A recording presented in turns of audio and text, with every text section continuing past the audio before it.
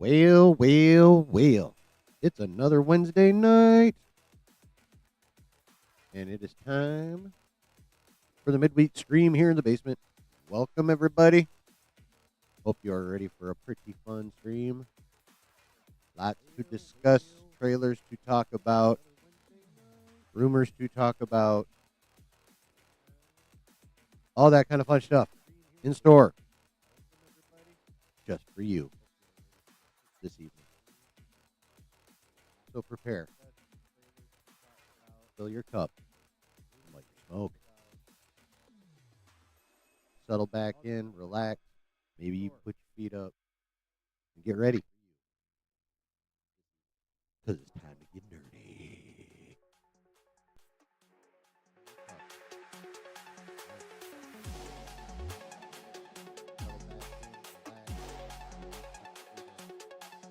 Get ready.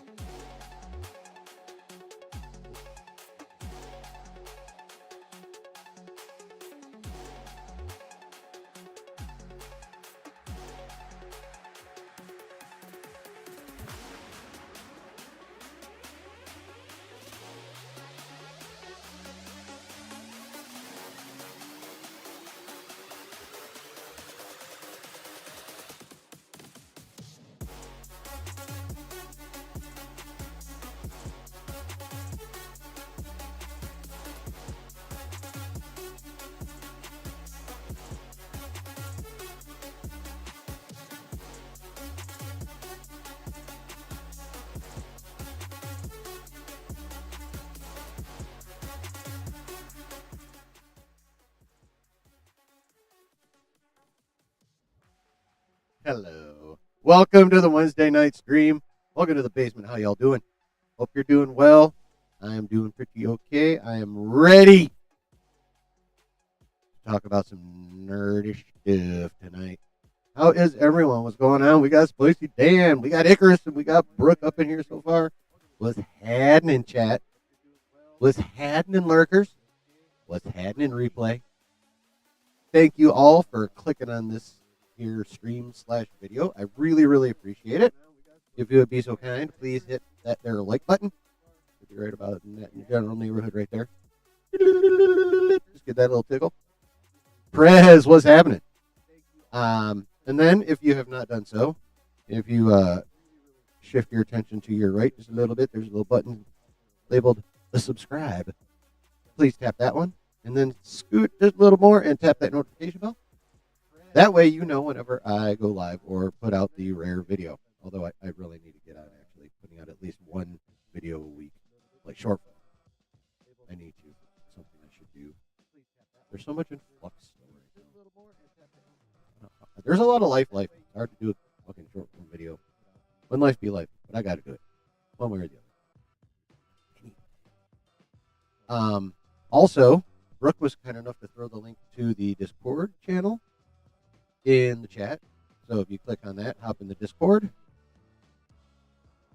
then you'll know whenever I do something. When I remember to put it up.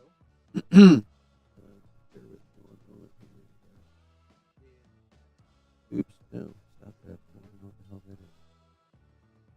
Okay. Do that. Cool. I gotta do a little something here for a minute, chat. Just bear with me. Bear with me. Come on, motherfucker.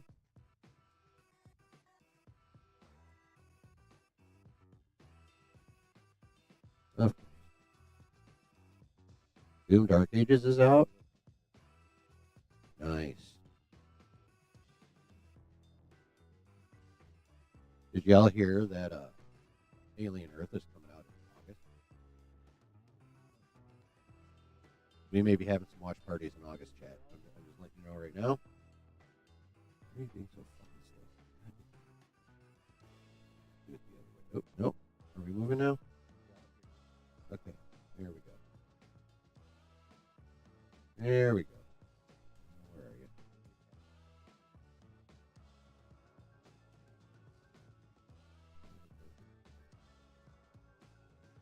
Oh, there we go. Okay.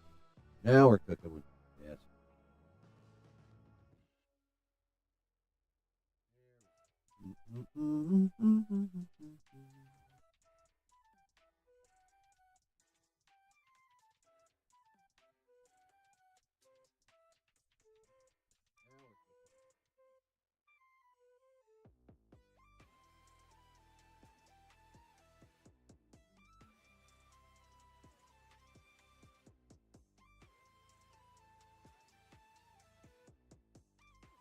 Okay, there. Fixed it. Matthew, what's going on, bro?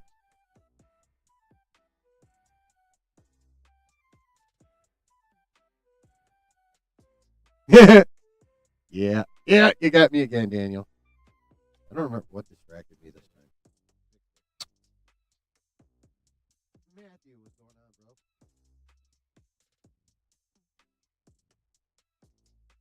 I don't remember what distracted me this time. Fuck yeah, Alien Earth looks dope. And I guess the guy that does it, Noah Hawley. I can't recall right off the top of my head if I've ever seen anything of his, but there are a few people out there who, when they talk about him, sing his praises. So, yeah, I'm pretty happy about that. Yes, you can definitely always watch Reap again. Oh, that's right. You got to try and watch F4 overseas. It's crazy.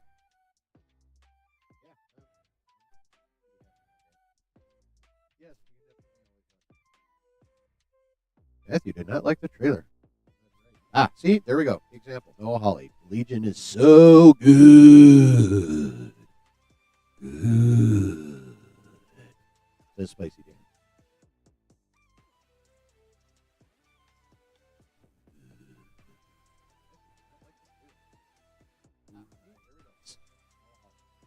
Yeah.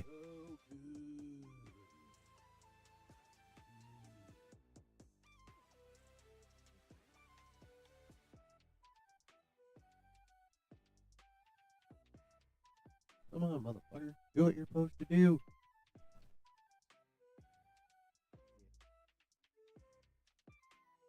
All right, you're just gonna be stubborn. All right, bye-bye.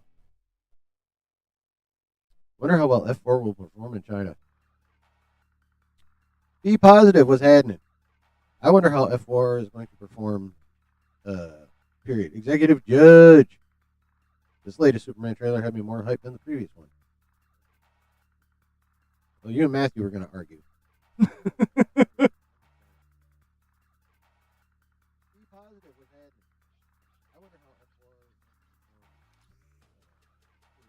Who will win the box office contest? Well, I'm gonna pull a CNN and say it's too close to call right now.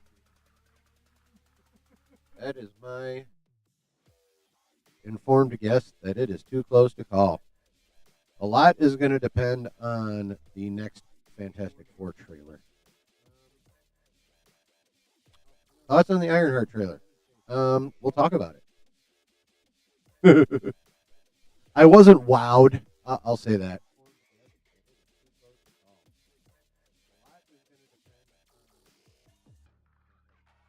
Yeah, it says I'm optimistic. I almost said autistic. I was like, no, that's not what he typed at all. He says I'm optimistic about Fantastic Four, but I like the Tim Story films. So, and no one else did. I wouldn't say no one else did, just not very many. Like, I think they're okay. I think Rise of the Silver Surfer is better than the first one. Honestly, one of the few times where part two was better than part one, or you know what I'm saying. Where the sequel is better than the original. That rarely happens, and in this case, for me, it's this guy. Silver Surfer was better. Thoughts on the Superman trailer? We're going to talk about that shit too. Again, I thought it was a good. Well, I'll just start it with this, and we'll go into detail. I thought it was a good trailer. I was not wow.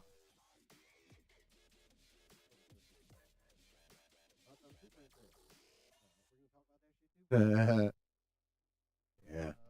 You guys remember for a minute a couple days ago when it looked like fucking Snyder was gonna do a film for Gunn in DC?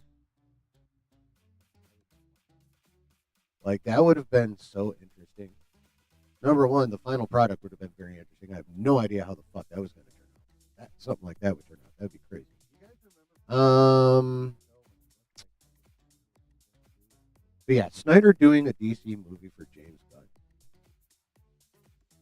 I so want that to happen. Not because I'm a big Gunn fan. I'm not really. His sensibilities tend to bug me. I absolutely despise the Suicide Squad. You know, the people that love Gunn love that fucking movie. So that pretty much tells you right where that's at for me. Um, but imagine if all of a sudden the Snyder Bros and the Gun Glazers had to find a way to work together because Zack Snyder was going to direct a DC movie for James Gunn.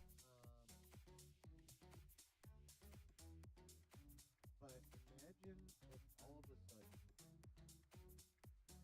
Snyder Bros, the internet, if that ever actually happened, would be like, especially fucking, you know, nerd Twitter, DC comic Twitter, DC Twitter, you know, conglomeration of those groups.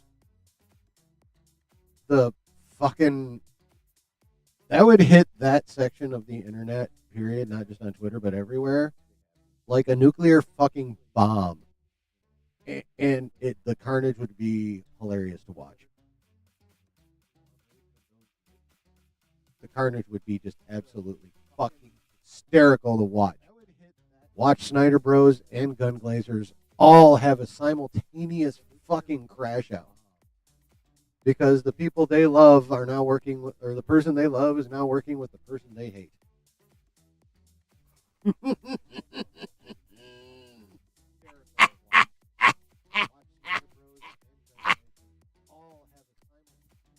That scenario totally deserves an Emperor tackle. Oh my god, that would be hilarious.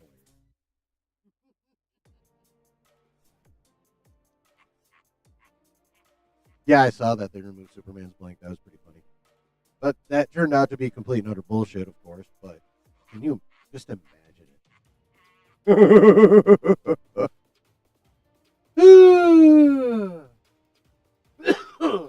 Excuse me. So that was that one was fun while it lasted. I just imagining the chaos.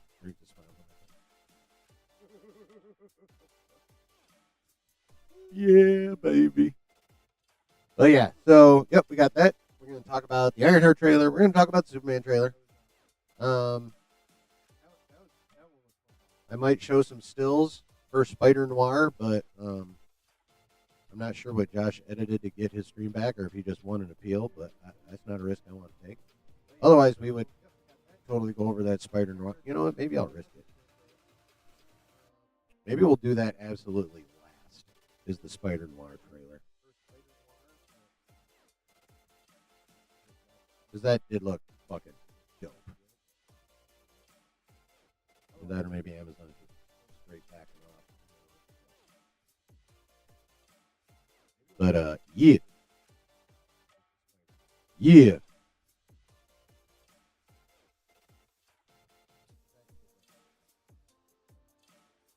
All right, shall we get into it? Chat, are we ready to get into this shizzle? Let's get into this shizzle. Let us begin.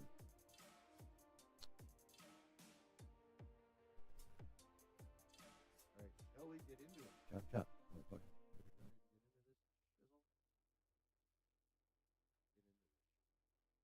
Do, do, do, do, do, do, do, do.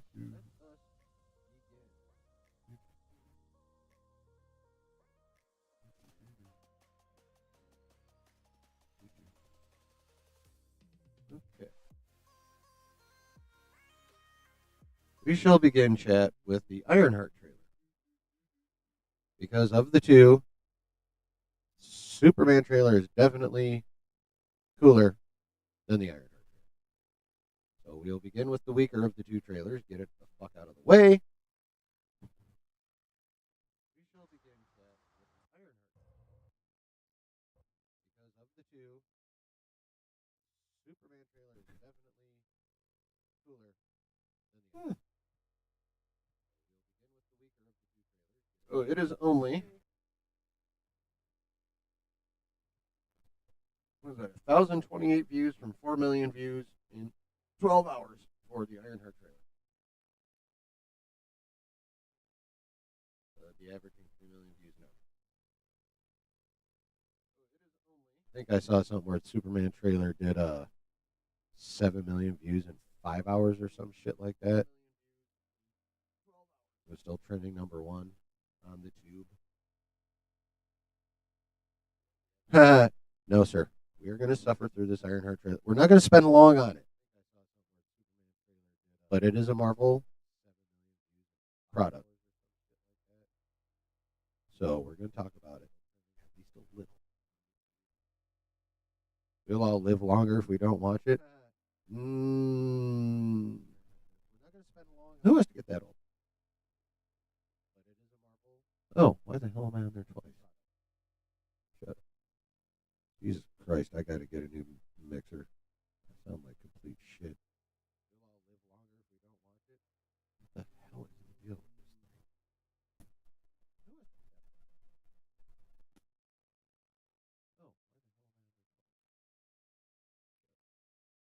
That shit. Sound like I'm doing a bad C3PO impression.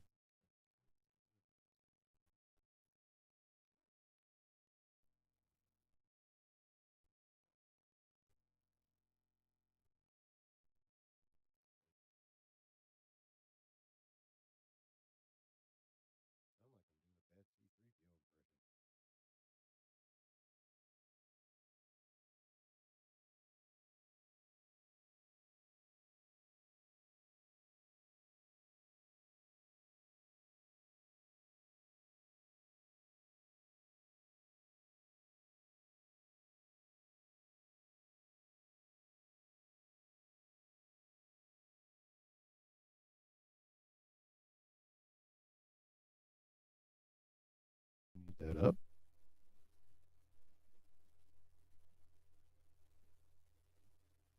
Why did I go silent? Can you hear me now?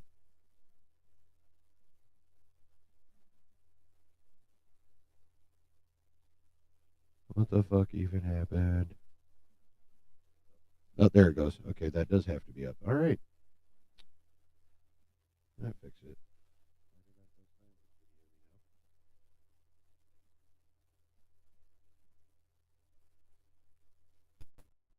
All right, I'm going to try one more button, and then we're just going to have to put up with me being robotic. I just need a new mixer, I guess.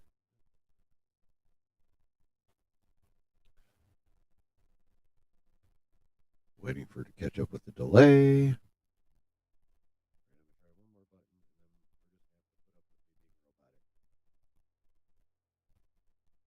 Come on, delay. Come on, delay. Come on, delay. Come on, delay. All right, that's slightly better-ish. All right, anyway. All right.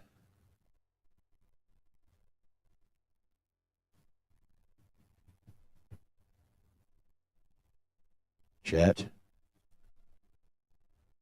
We're going to do this shit. We're going to talk about it for a couple minutes, and then we're going to move on with life. That's what we're going to do. Here we go.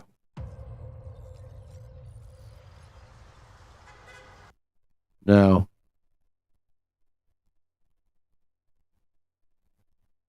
just real quick. Yes, it just started, but observe how the success of Sinners and the past success of the first Black Panther movie, high success of the first Black Panther movie, and reasonable success of Wakanda Forever. When you combine that with the recent phenomenon known as Sinners, and combined with the recent weakness from the MCU overall, here is an obvious play to get people's eyeballs on Disney Plus. Channeling Ryan Coogler.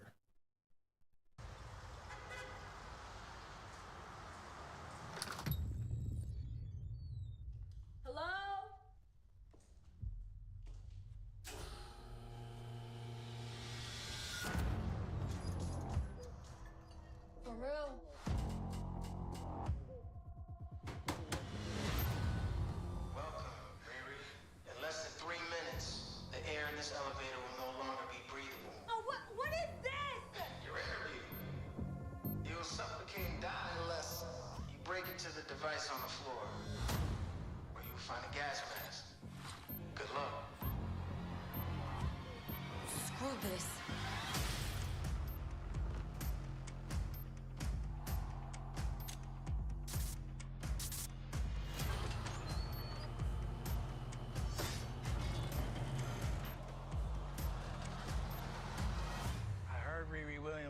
genius.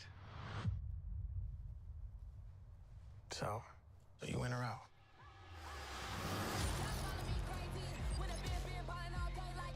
Riri, I see you. I see you're fed up, waiting to be acknowledged for your greatness. You are not the first genius at MIT. How come you're not working at one of those fancy tech firms? After my internship abroad, I want to build something undeniable, something Important? iconic. It's a brand new I can give you the tools to help you carry out your vision. But anyone who's ever accomplished anything iconic in life has had to do some questionable.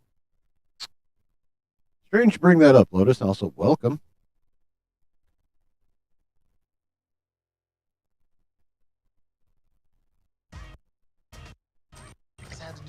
Boom.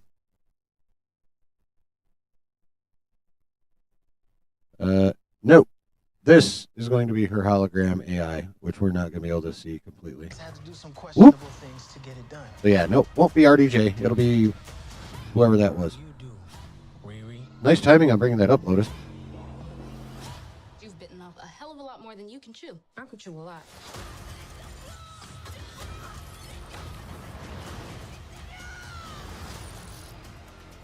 You know nothing about this man. You're gonna end up dead or in jail. This is so much bigger than that.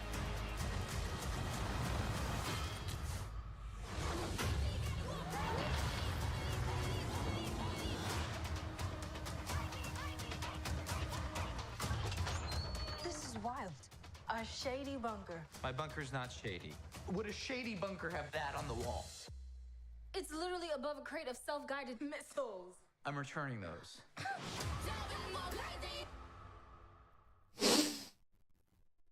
Alrighty then. No, we shall. No, I said no.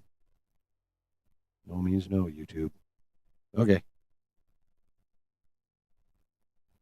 Anyway. So that was the Ironheart trailer. Didn't suck. Wasn't bad. You want to see what? Oh, you want to watch Ironheart? Okay. When did you see the trailer? Oh, okay. Well, Mrs. Chillin saw the trailer and she wants to watch the show. So I'm watching the fucking show. I mean, I was going to do a watch party for at least the premiere, but I wasn't going to do any more watch parties if I didn't like it. But that does not, well, no, I'm just saying, I'll still watch it with you, but, you know, the watch parties are not going to be guaranteed. Is all I'm saying. But I'm definitely, if you want to watch nerdy shit with me, I will bite the bullet if it's a show I'm not even that interested in, and I will do that because I love you, and I also want to encourage your further curiosity into the shit I love. I'm not saying it doesn't. Okay, let me expound on the subject of Ironheart. The show does not look bad. Okay, like the effects actually look decent. I saw a blurb that some of the armor they actually used practical effects for, which is kind of cool. So it's like the trailer did not suck. It was a decent trailer. The show does not look like it flat out sucks. At least not to me. It just looks decent. The main thing is they did next to nothing to make her character compelling in Wakanda Forever. And there's nothing in this trailer that improves on that aspect, at least not for me. So, however, if like right now, they really even haven't even made the hood look cool yet. Like, honestly, they needed to give us more of the dark magic part of his character than that one scene of the shit growing on his back. Like, give me more of that in a trailer. Give me more of that. Because even if you haven't made Riri herself compelling, if you make the villain compelling, you're still onto something.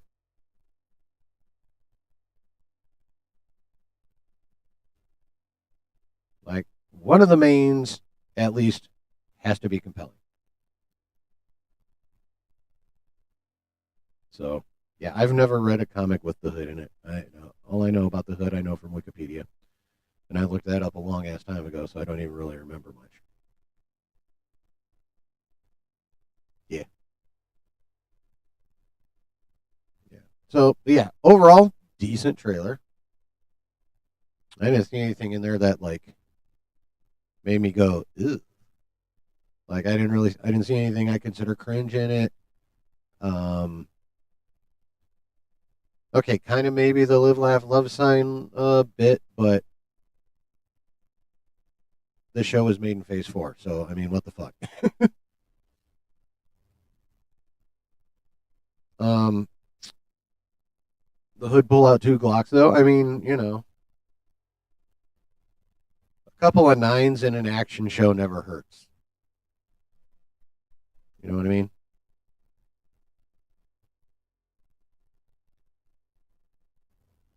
It is not. It is not a bad thing to put matched 9s in an action show.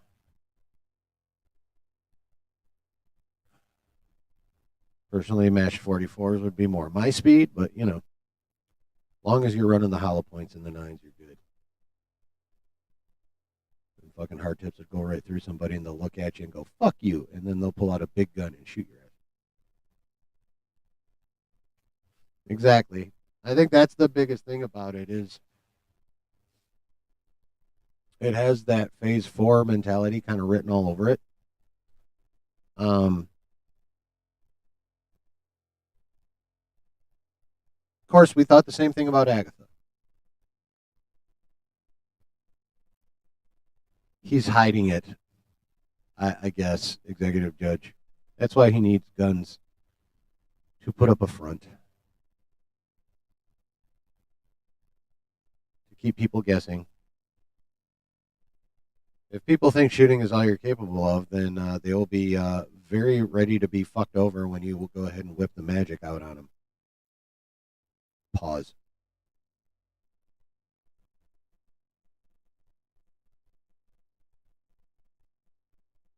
Yeah, so, I wonder if maybe I just need a new mic cord. Maybe it's as simple as a new mic cord. And that's a lot more affordable than a mixer.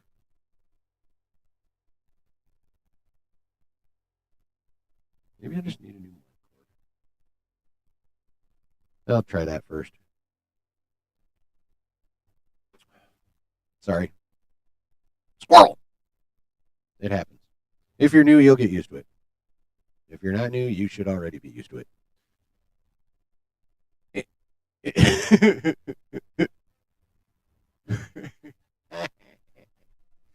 I mean, yeah, some Adderall would not be remiss. Well, that's exactly the point. Strange is known. The Hood is not. Yeah, the Hood is a lot more low key. It's his boss that really catches people's attention. Yes, that is one of the big questions about this show. What's up with the Mephisto aspect of the Hood? Like, if you have comic book knowledge, you know that Mephisto is who the Hood's boss is, and where the Hood gets his powers from.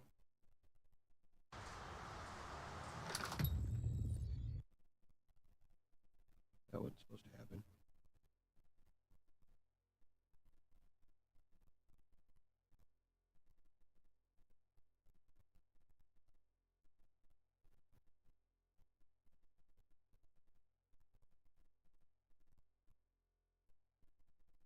That's better.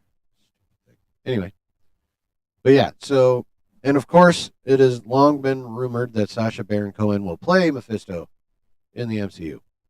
Now, he's been connected to Ironheart. For a minute, he was connected to Spider-Man 4. And by golly, we still don't know what the fuck that movie is. Excuse me. So the question is, A, Will we get more than just the Hood name dropping his boss? Or is that all we're going to get? And B, if we do get to put eyeballs on Mephisto, and if it is actually Sacha Baron Cohen, how much are we going to get? Will he just pop up and grin? Maybe drop one or two lines and be done? Will he get like a good 90 minutes or 90 seconds to 2 minutes worth of Mephisto? Maybe he'll make a little mini speech. Maybe he'll be berating the Hood for failing. You know, could we get something along those lines?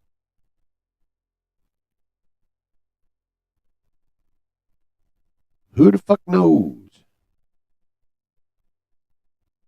Nobody knows about Mephisto, it seems.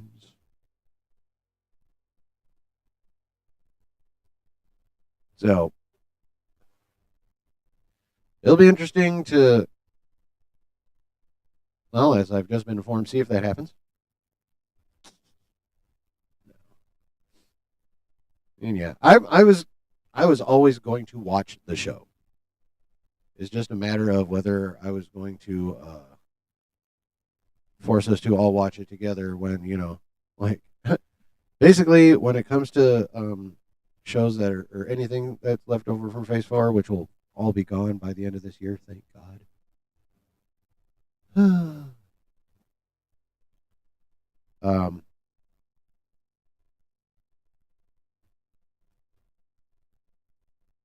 Like, I'm not going to ask y'all to show up for a fucking watch party for a show that you don't really want to fucking watch. Basically, is what that boils down to. Regardless of what I do.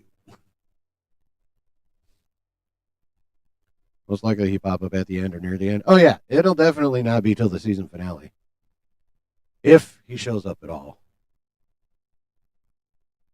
Of course, the show's only 6 episodes, and they're dropping it. They're pulling an Andor. They're dropping 3 episodes a week, but since it only has half the episodes, it's going to be done in 2 weeks. That's another reason, actually, not to do a fucking watch party, is because they're fucking Andoring that shit.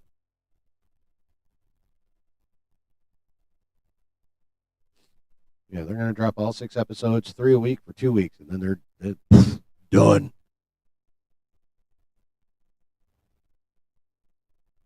So, either the penultimate or the finale. Well, if it's only 6 episodes, probably the finale. Unless they wrote some crazy fucking ending to this show that involves, what, the 3 episodes a week for 2 weeks thing? Oh, yes. That is 100% confirmed.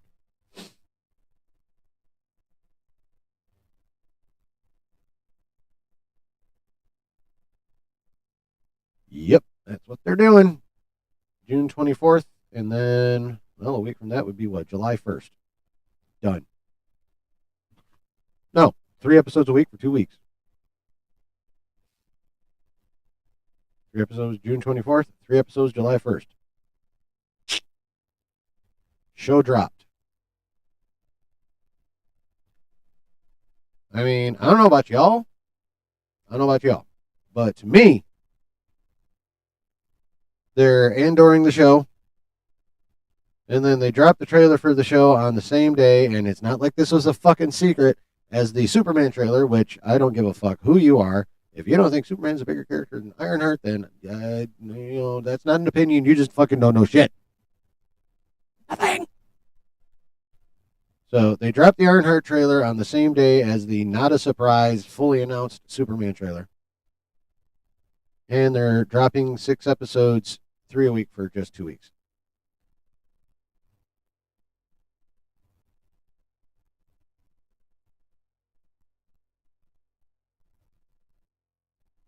I think it's a definite possibility that Marvel knows no one's going to give a fuck about this show and are acting accordingly. They're like, the hell with it.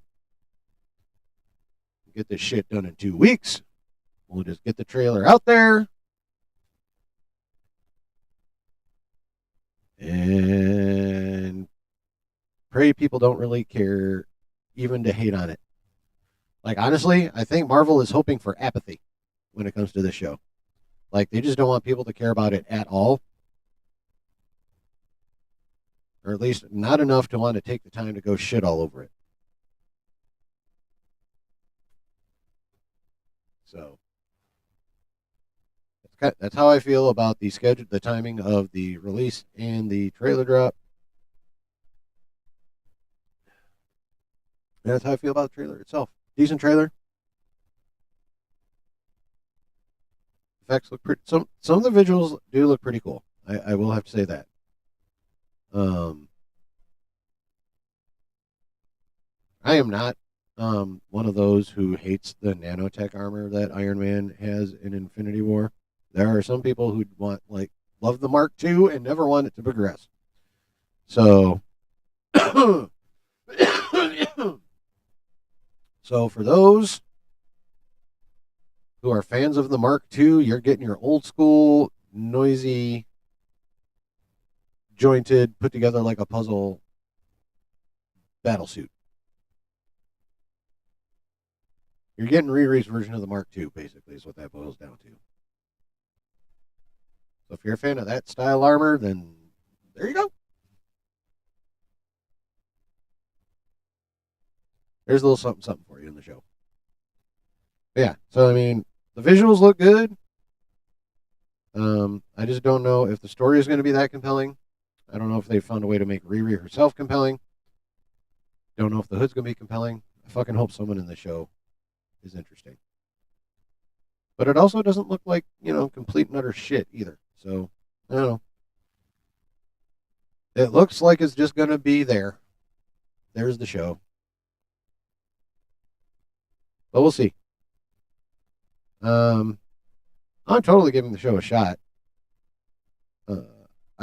It would be nice for it to be a pleasant surprise like Agatha Brooke, but there were hints in the Agatha trailers that there was a little something going on with the show. There were hints. I'm not even there was a feel. The trailer had just a little bit of aura, as they say these days. The Agatha trailer. I'm not getting a whole lot of aura from the Ironheart trailer. I guess that's basically what it boils down to. No wow factor for chilling.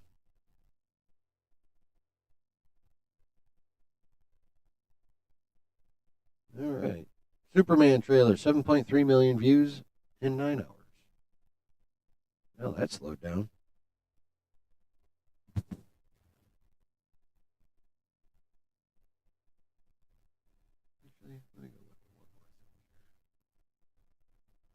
Let me look at one more thing. Also, no, you want to give me that screen?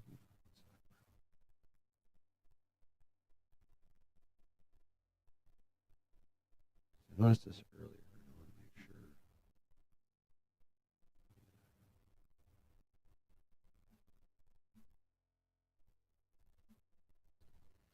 make sure. Okay. All right. Someone help me remember. For Hope She-Hulk pop up in Ironheart. You don't say that, Lotus.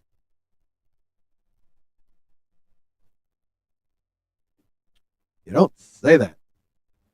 All right, someone help me remember. Fantastic Four's first official trailer, which technically this Superman one is, has 19 million views as of 3 weeks and whatever ago.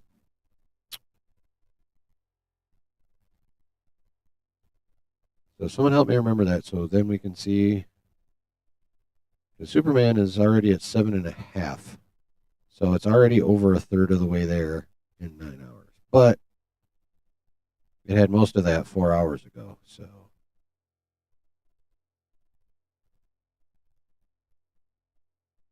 it's going to be interesting. It'll be a fun little comparison.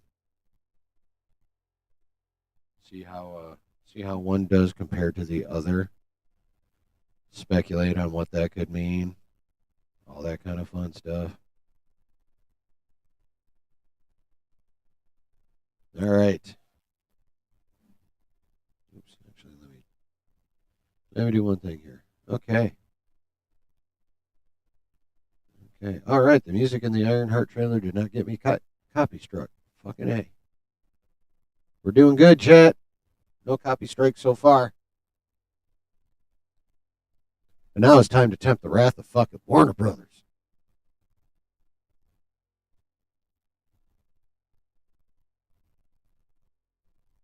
Chad, it's time to watch the Superman trailer and then talk about that one. Here we go.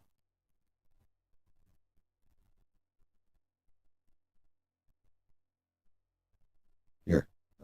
Let me do that and then take two.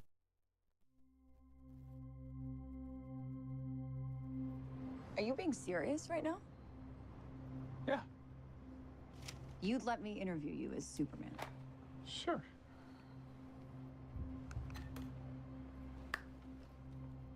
Ready? Let's do it, Cronkite. Superman. Miss Lane. Recently, The voice you've change. come under a lot of fire for I what know, some it's a might. lot of It's fire, a but- lot. Okay.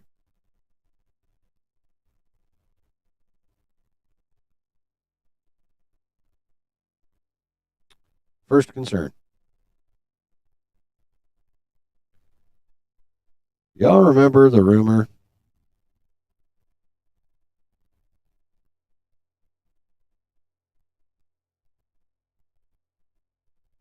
Y'all remember the rumor?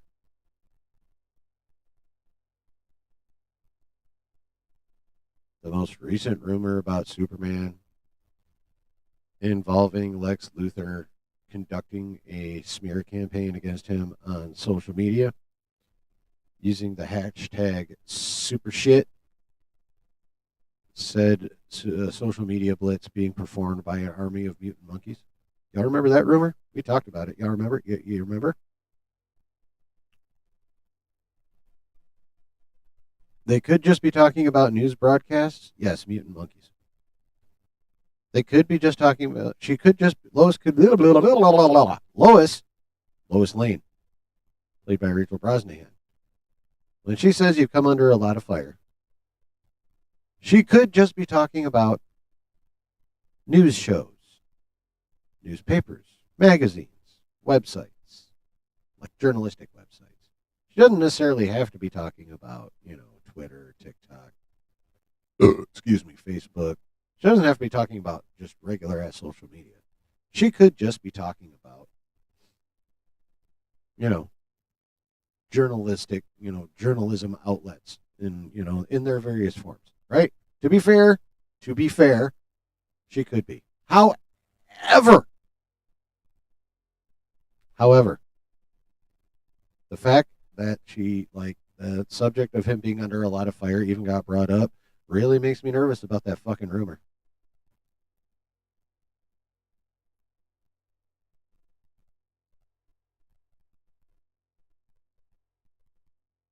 It really does. It causes me concern that hashtag super shit might actually be a thing.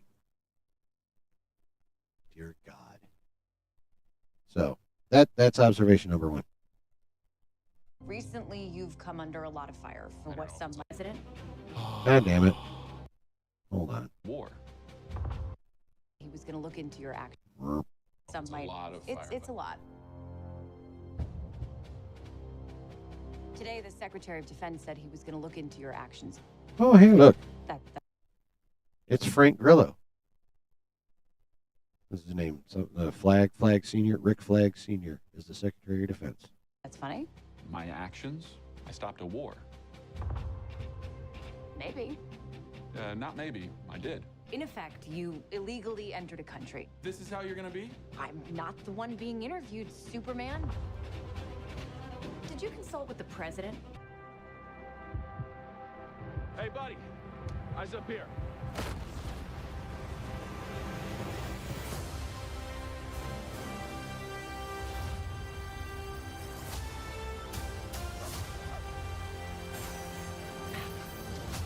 Your choice. What up, C-Dub? Yes, monkeys. And I got to say,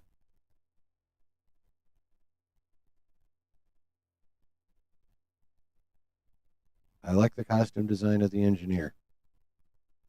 Now, translate that into Gooner, and we'll continue.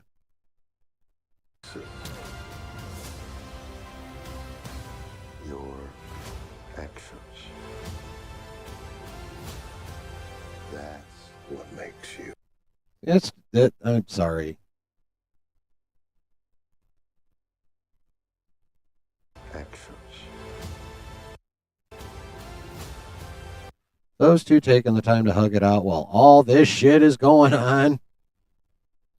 Like, the time to hug it out is like before the big battle, like when you know it's on the way and then it's about to arrive. That's when you hug it out, not when it's going on outside your fucking window.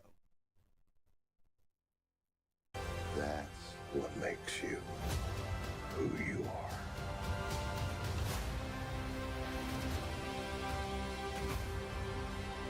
Superman. He's not a man. He's a... Okay.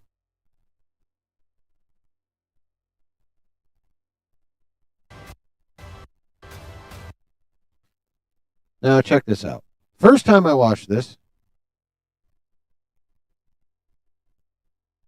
Executive Judge, there's no time to be getting pum Kent. Lock in.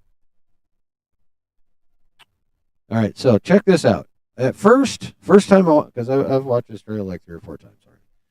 First few couple times I watched this trailer, I was like, how is he getting manhandled so easily by these dudes in these mech suits or whatever the fuck? But then someone I follow on the TwitX pointed out that Mr. Metamorpho here has morphed himself a kryptonite hand. Look at that shit. He's got himself a nice hand made of green, gluey kryptonite, thus enabling these two randos in their armor to treat him like a little bitch. But it's because of kryptonite. So that's actually kind of cool. He's an it. He's somehow become the focal point of the entire world's conversation. I will not accept that. I cleaned your boots. I'll go get them for you. I'm just going to let this one go.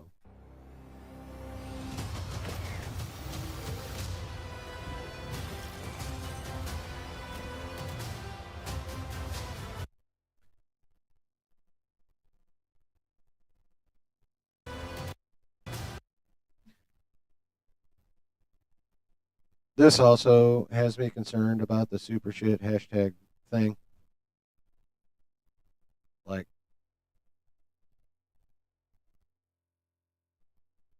tongue out, peace sign, absolute destruction and pandemonium in the background.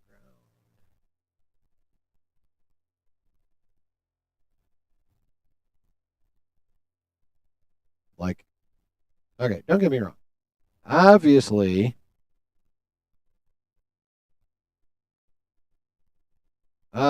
social media is not a small thing. It is, in fact, a fucking huge thing. So it would be, at the same time, while that's worrisome about some shit, it would also be highly disingenuous not to acknowledge its presence at all, right? That would just be silly. Damn it.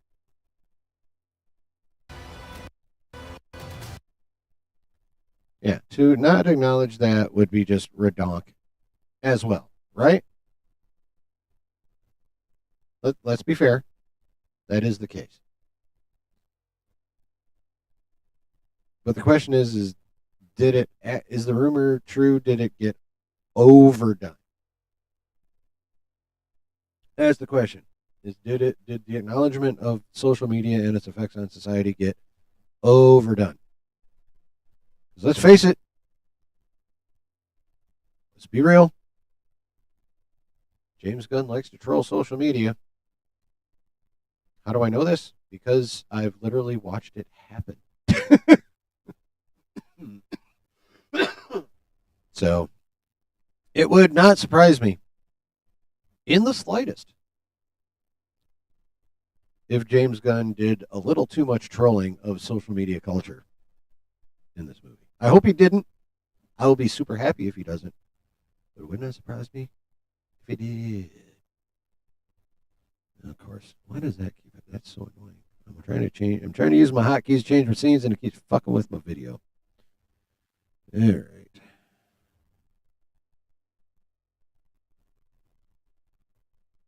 Do your disaster pose. All right, good enough.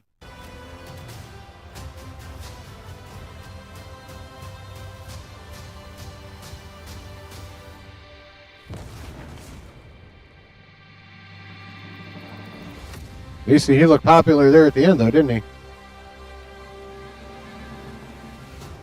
You have a dog? And there we go.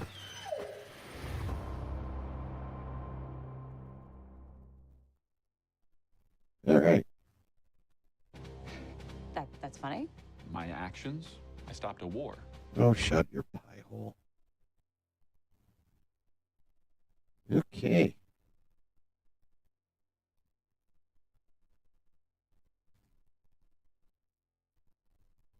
Ladies and gentlemen of the chat,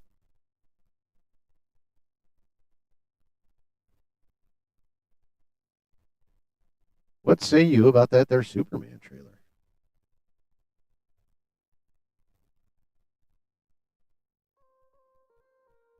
What are your thoughts?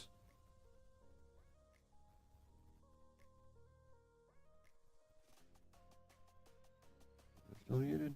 Okay, good. Yay. Yay. What'd you guys think?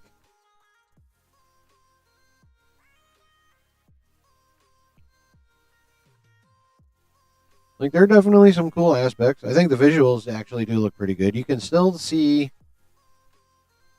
in a couple of spots where they use that same fucking pseudo fisheye lens that, you know, kind of distorts everything from the middle and makes it go like it did with Superman's face and that fucking eye.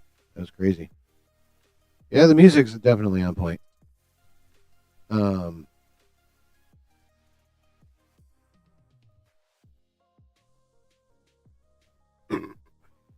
Excuse me. So, yeah, I definitely overall, that is a good trailer. There's some cool aspects to it. There's a couple of aspects that make me wonder about a couple of things. But, you know, I'm nowhere close to freak out mode. I'm definitely going to be in the theater. I think it looks good. I just don't know at this point, and I probably will not be able to say one way or the other until I see it, that it's going to be epic.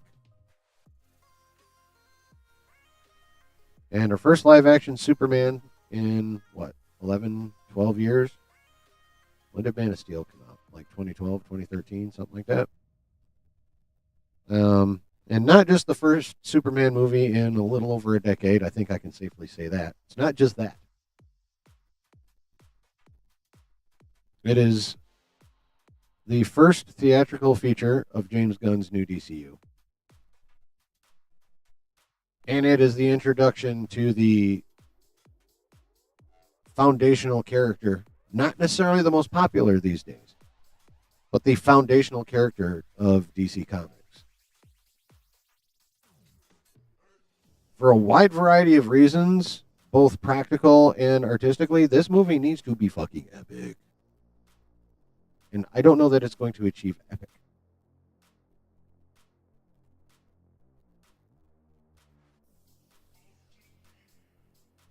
It could, however, achieve really good, and that will be, you know, more than enough impetus for James Gunn to just keep on trucking along, which is fine, because I think Supergirl, so far, until we hear something weird, but James Gunn isn't doing anything but being a producer on this one. No writing of it, no directing of it.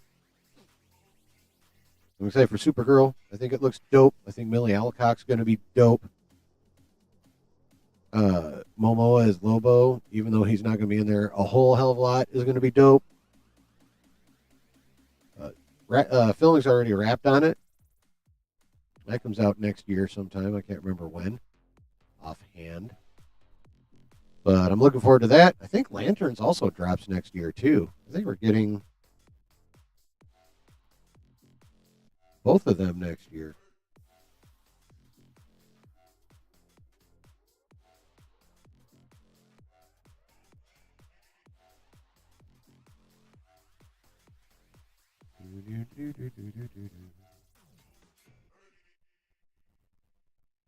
Yeah. When do you release, motherfucker? Are they giving us? Okay, IMDb. What do you say?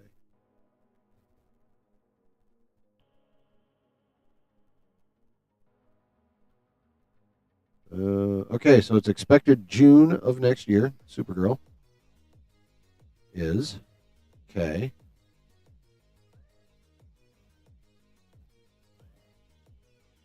That's not a definitive date. That's an expected date. Lanterns.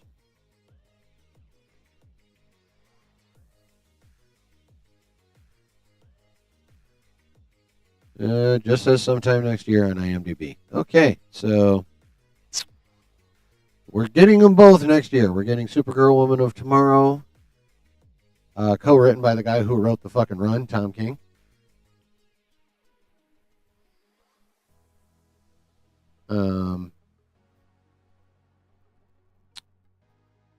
So that's pretty cool. I can't remember who directs it, but I'm honestly more excited for that than I am for Superman, just because I know Gunn won't be gunning all over it. I'm very excited for Lanterns. I think that looks pretty sick. I think the vibe will be interesting. Now, they could fuck that up, though. Let's be real. Doing a pseudo-true detectives vibe in a comic book show, especially when you're having most of your crime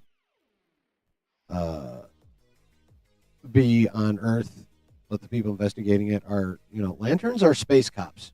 And this is going to be a very grounded story, this Lantern show. So it'll be interesting to see how they explain / balance that out, but I think it looks pretty cool.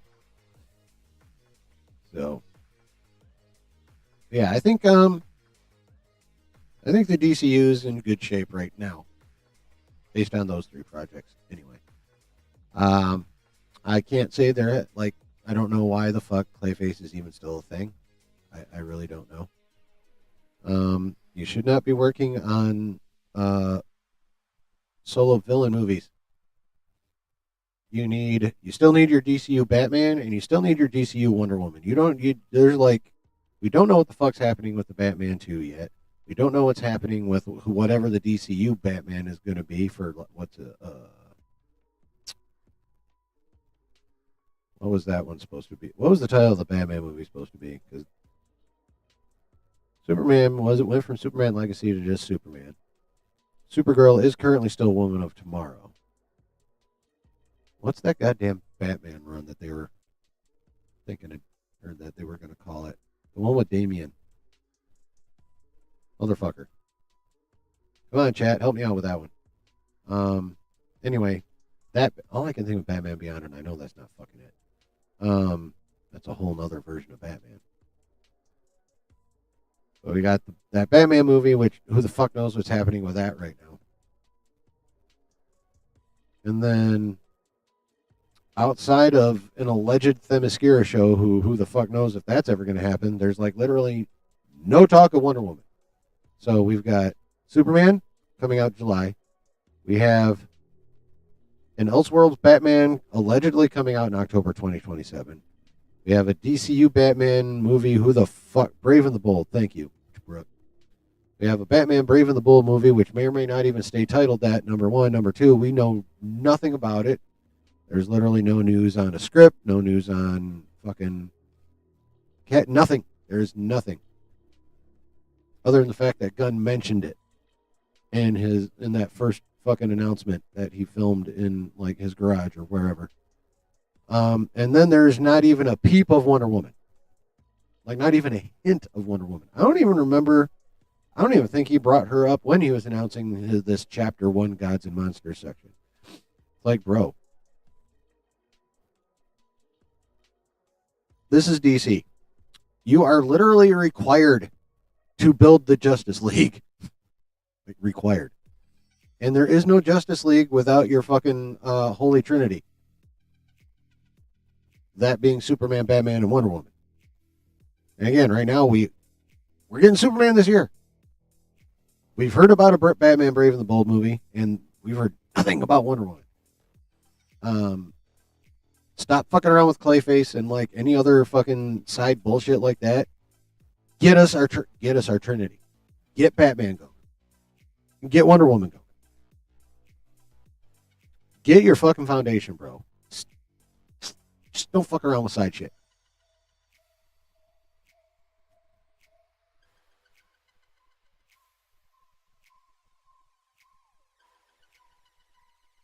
Yeah, that's funny, C-Dub.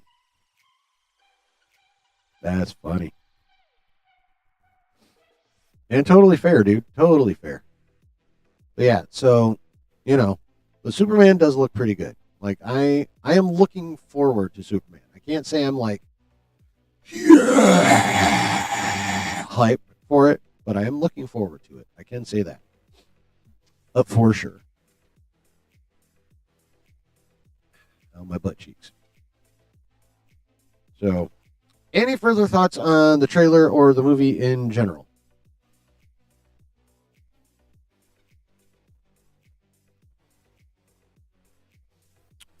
Because there are more tidbits, folks. There are more.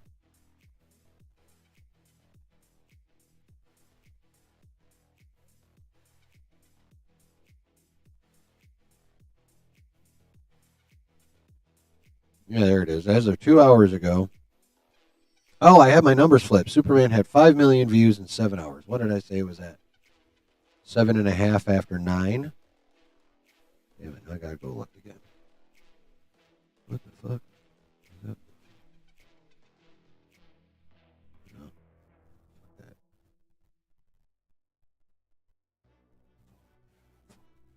Y'all want single say fuck that. Fuck that. Fuck that. Y'all want single say fuck that. Fuck that. Y'all want single say fuck that. Boom, boom, boom, boom.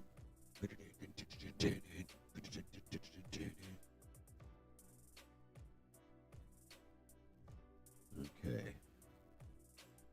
All right, so Superman is at 7.6 million. Okay, crossed that while we were fucking around with it. All right.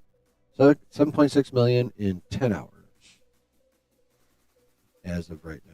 And it was at 5 million in 7. So that's 2.5 million every 3. It's actually maintaining a steady pace. Huh.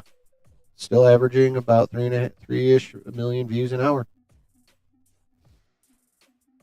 How about that? Or wait, no. That's less than 1 million views. I can't math tonight.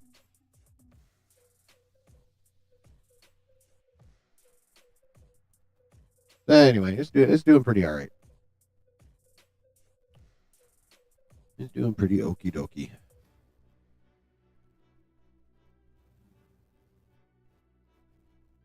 Okay.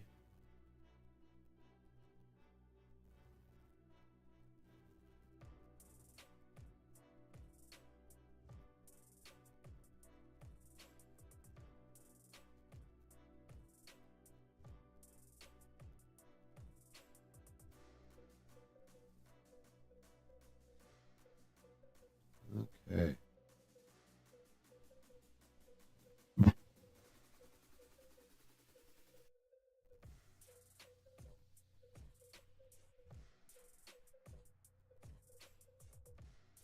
Okay. Okay. All right. First, actually, you know what, chat?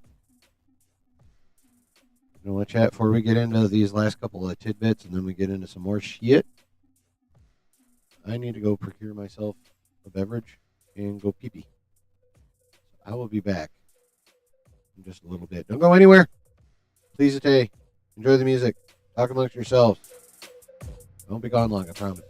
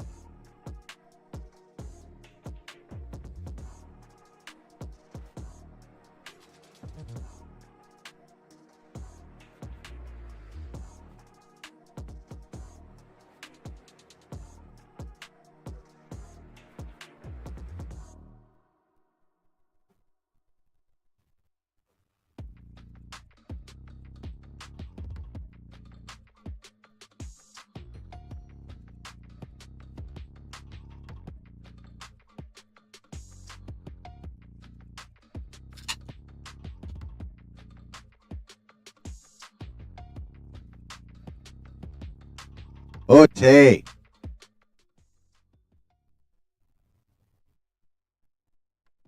Ote. Okie dokie dokie okie okie okie.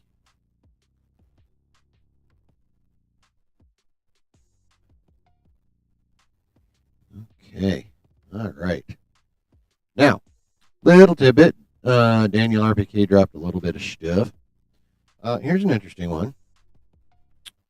According to Mr. IPK, an Annihilators movie is currently in development at Marvel Studios. So I was like, what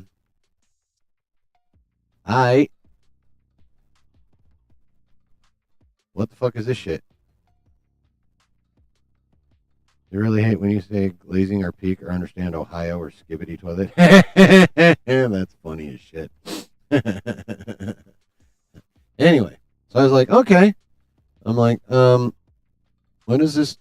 Okay, so like I don't know like side characters very well. I mean, this is the homie from the Shi'ar Empire, whose name escapes me. Obviously, this is the Surfer. Definitely like they're better at gaming than they are. Yeah. So we got God damn it, what is his name? Anyway. The head of the Shi'ar Royal Guard or whatever. Got the Surfer. That look like Adam Warlock. We got this goofy fucker looking like Thor. And is that Ronan the Accuser? Okay, so we got Ronan the Accuser, we got Norrin Rad. We got the homie from the Shi'ar Empire. We got Adam Warlock, looks like. And then we got this guy. I'm like, all right, cool. But I recognize some of these people, but who the fuck are the Annihilators? Anyone else wonder who the fuck the Annihilators are? Well, according to Wikipedia, after a string of galactic-level threats, the Annihilation Wave, which has come up in rumors before as a potential, Avengers / X-Men movie level threat. The Phalanx's conquest of the Kree, the War Kings, and the Cancerverse invasion. Interesting. Cosmo, the dog, tries to fulfill the dream of his deceased friend and former Guardian of the Galaxy Star-Lord. Oh, well, I don't wonder if they'll adapt that as a one-to-one or not. And if so, does that mean Mr. Quill going to be dead by the end of this saga? Let's see. By assembling a proactive team to stop threats before the universe is in danger. He recruits the most powerful individuals he knows. The human Quasar, the Kree, Ronan the Accuser, the Shi'ar Gladiator. That's who that is. The Corbinite Beta Ray Bill. Okay, so that's not Adam Warlock. That's Quasar, and that's Beta Ray Bill running around in the Thor armor. Okay. And Herald of Galactus, Silver Surfer. Each of them is initially resistant to the idea, but agree to join after they work together to defend a Kree territory from Blastar.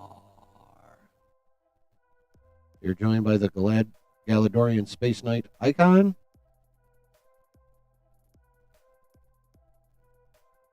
Okay, so then there's, more shit, blah, blah, blah, blah, blah. Okay, so basically what that boils down to is I'm not sure if this is a great idea or not. I mean, Norrin Radd, popular. Ronan the Accuser, we've seen him. I already forgot his fucking name. Was it the Guardian? People who've watched at this, comic readers and people who watched the X-Men animated shows at this point now know who he is, but how many people really know about this team, like who they are? So, I got a couple questions. One, how true are they going to stay to this particular team as it appears in comics? Two, if it is going to be basically this team, that means we are 100% getting Norrin Radd as our 616 Surfer. Good fucking news there. Two, we are going to get the Shi'ar Empire as part of our mutant saga over the next 3 phases. Cool. But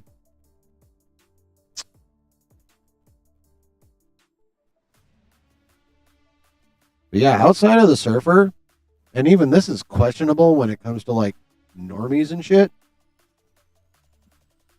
Who the fuck knows who these people are, other than sweaties and like MCU devotees?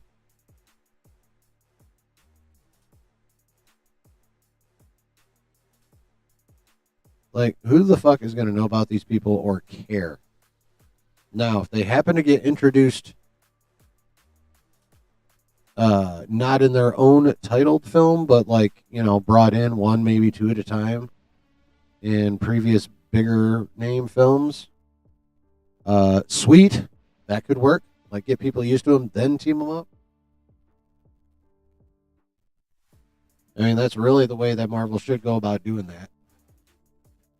How they did it in phases 1 through 3. They introduced slightly, B and below tier characters in what at the time had to be their A tier movies. And then they stopped. And then that didn't work. So they should really go back to, they need to introduce the members of this team before giving them their own movie. Basically is what I'm saying. Guardians of the Galaxy was an anomaly. They got lucky with the Guardians. Doing this movie without properly, like, just boom, here's the Annihilators with no previous introduction. You're pretty much asking for lightning to strike twice in the same exact spot. And your last few attempts at channeling the lightning to that same spot failed fucking miserably. So, I like that they're going cosmic. Cosmic Marvel is pretty fucking dope. Obviously, I'm a fan of Norrin Radd. I like the Guardian from the X-Men animated shows. Haven't really seen a lot of Ronan in live action.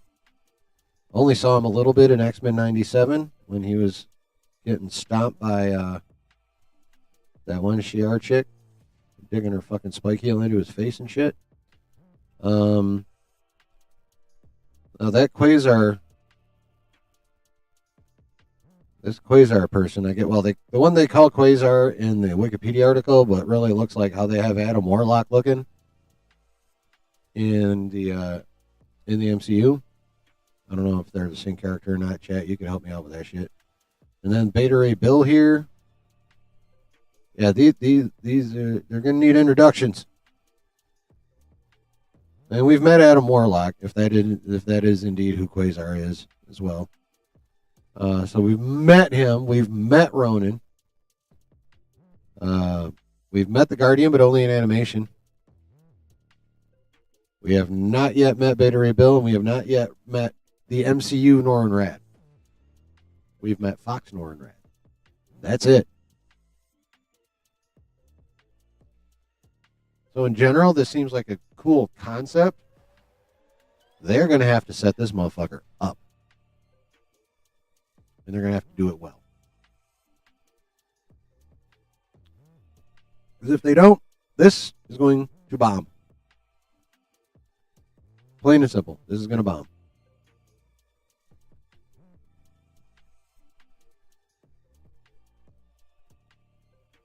Yeah. My thumbnail and or my title must suck.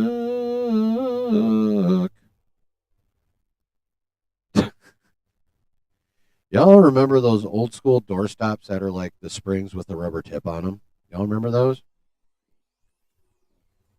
Anyone remember that shit? I only ask because right now there's one outside the door here, and right now one of my cats is playing with it. So in the background, all I hear is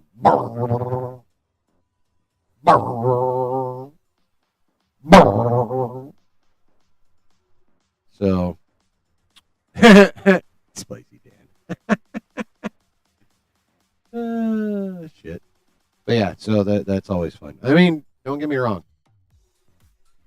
I used to play with those things when I was very, very young, when they were a lot more prevalent. I mean, if y'all think about it, really, like, even full-grown cats are basically toddlers, human toddlers. Like, they have the same attention span. They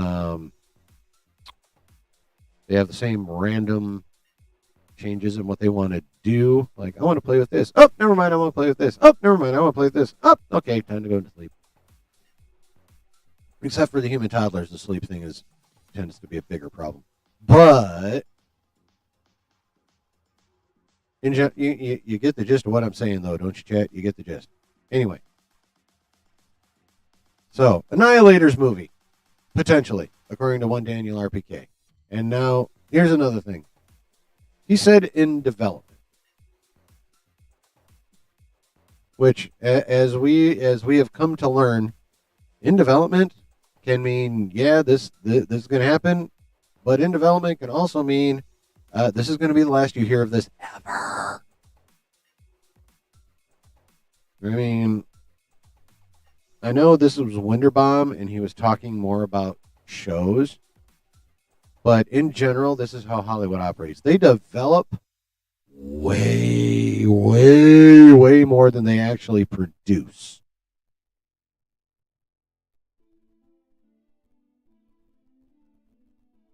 So they could very well be developing an Annihilators movie. And it could never leave the development stage. That is entirely possible. This could be, hey, basically what this boils down to is, hey, we're thinking about doing this. We're going to play with the concept. And you might get it, but you might not.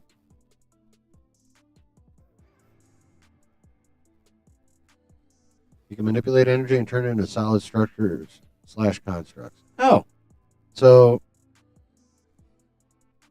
what I'm getting from that, Brooke, is he's basically a lantern that doesn't need a ring. Kind of what that sounds like.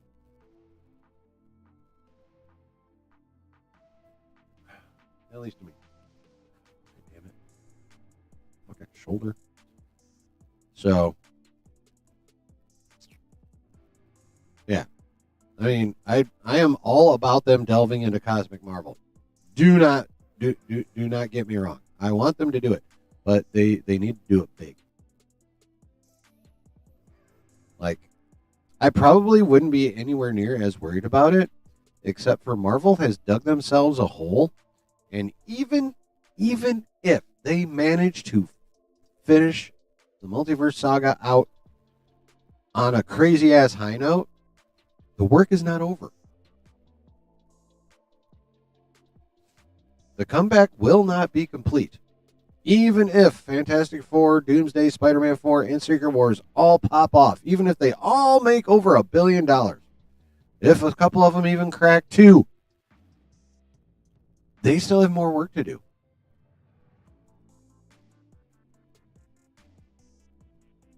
They will still have more work to do to get back to where they were, if that is even possible at this point.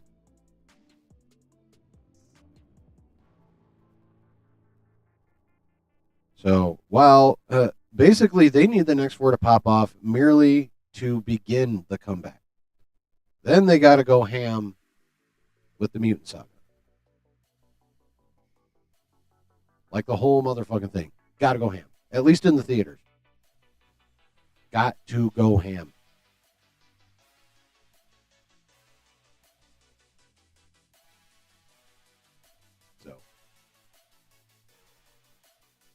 So, like, if they actually do decide to do something with this Annihilators movie,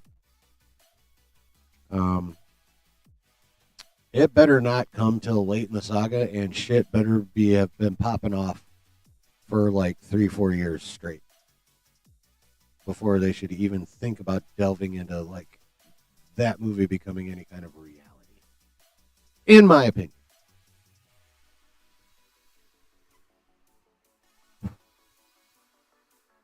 What do you think, chat? What do you think about a possible Annihilators movie happening?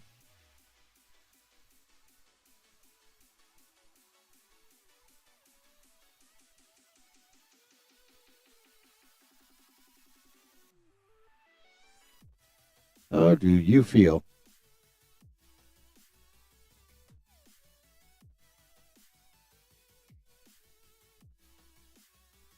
About a possible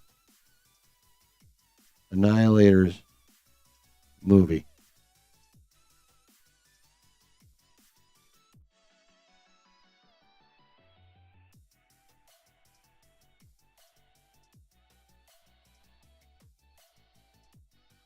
How do you feel?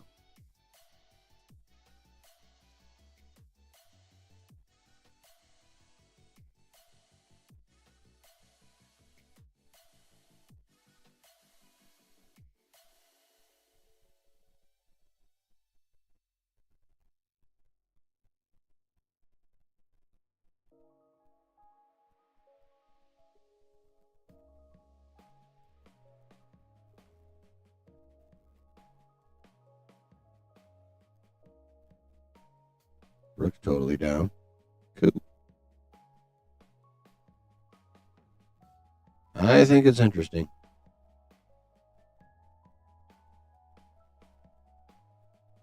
I think it's pretty damn interesting.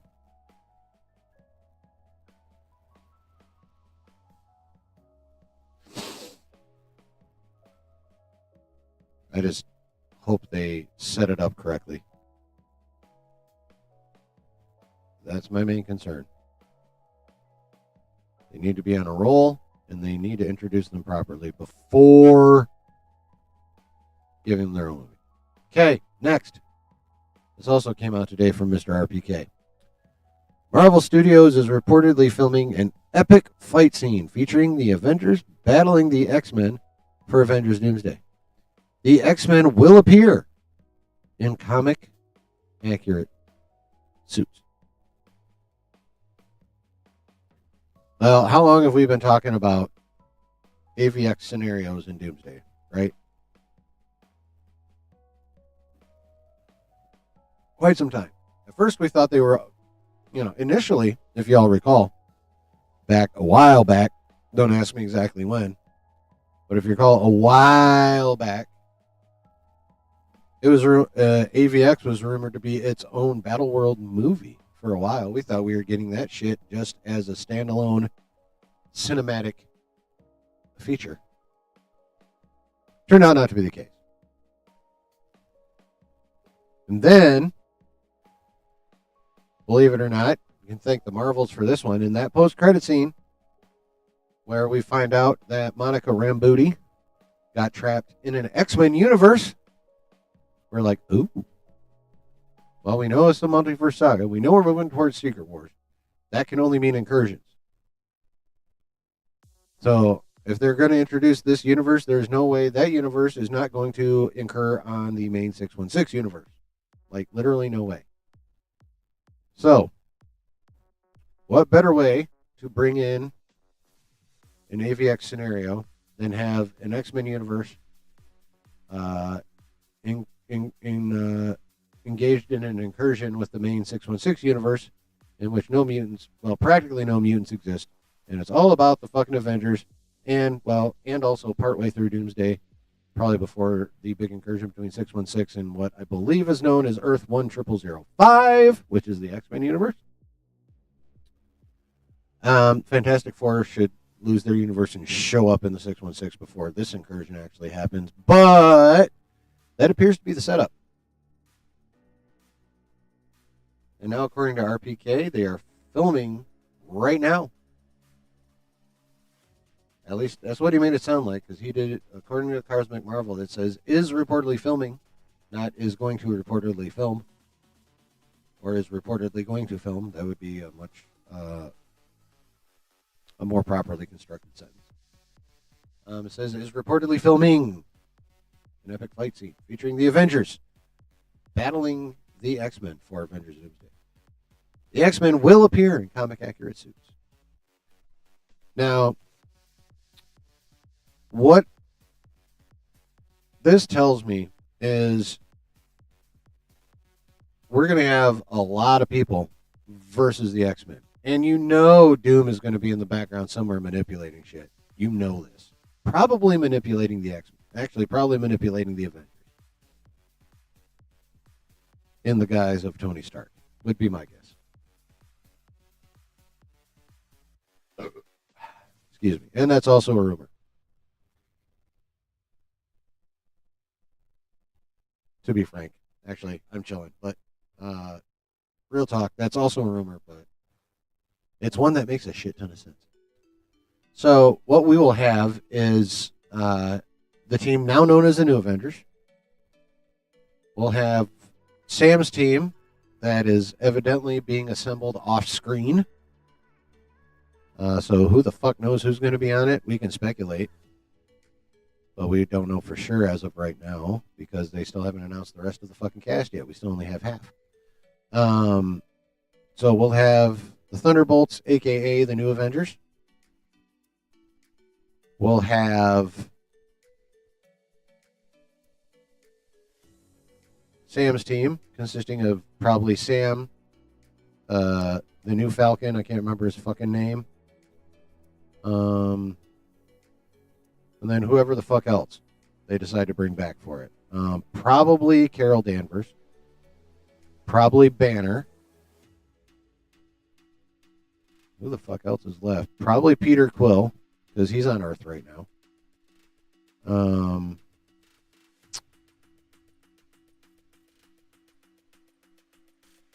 Who else will be on Sam's team? Maybe She-Hulk? No one from Daredevil.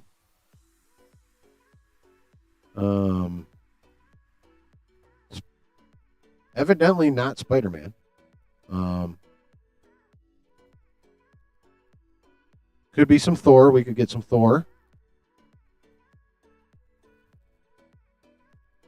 I don't know. They might. I don't know if they're going to bring in any of the young ones. I don't know if we're going to get Kate Bishop. I don't know if we're going to get Ms. Marvel. Okay, so he did. Could get Hawk. We're probably going to get Hawkeye.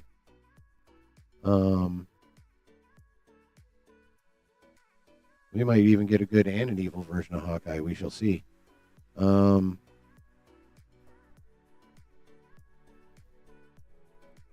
He did. She did. Thor, Hulk, Sam, Falcon, Danvers, Riri? What up, Brennan? So yeah, that group plus the New Avengers plus the Fantastic Four versus the Fox X-Men, or a version, some kind of X-Men universe. That's probably going to look a lot like the Fox version, but might not be exactly the same. And so, big old battle there, because it would appear that everyone's going to know what the fuck's going on by the time this group all gets together. So it's going to be Avengers, New Avengers, plus Fantastic Four versus the mutants from the universe that Monica is currently in.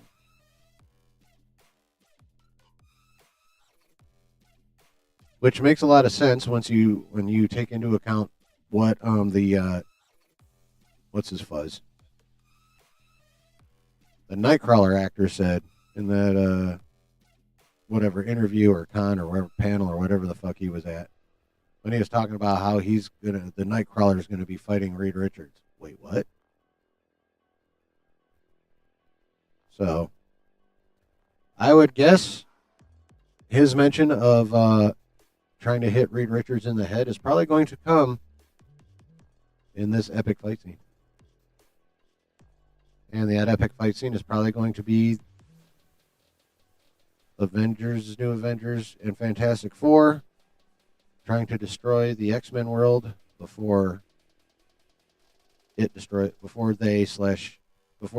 ours, or the worlds themselves destroy each other in a massive incursion collision.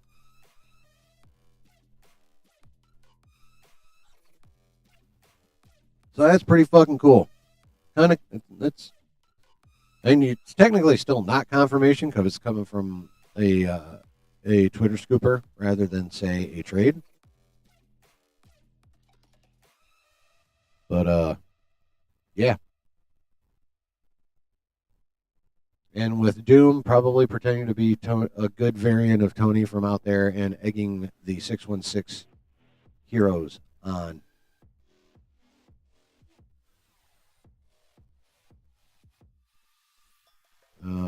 Now, Executive Judge brought up getting Avengers versus X-Men before the Mutant Saga is crazy work. Well, this technically isn't like, I don't even know if I don't think they're actually, we're getting an Avengers versus X-Men scenario, I think is how I want to put it. But I think there is still a good chance we get in the Mutant Saga something a lot more like the comic version. With, the Phoenix Force getting split up what was the premise of it? They all find out the Phoenix Force is coming to Earth. The mutants are like, fuck yeah, now we can do some shit. The Avengers are like, fuck this is a massive threat, hell no. And they try to destroy the Phoenix Force, and the Phoenix Force splits into five parts and goes into 5 mutants. One of them being Cyclops, who under the under the pseudo control of the Phoenix Force, or at least being out of his mind because he has part of the Phoenix Force, kills Professor X. Another part of the Phoenix Force goes into Namor the Submariner, and he goes and wrecks Wakanda.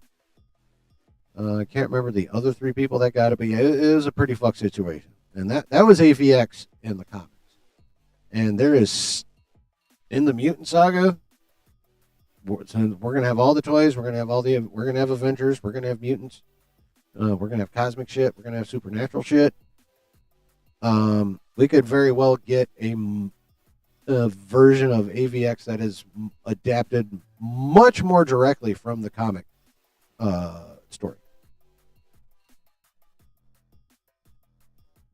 We could get both. We could get this universe that is Avengers versus X-Men, for this movie. But we could get like a real adaptation of that particular comic run during the Mutant Saga as well, because that one would actually be titled that, whereas this is just a fight between some Avengers and some X-Men inside of Doomsday.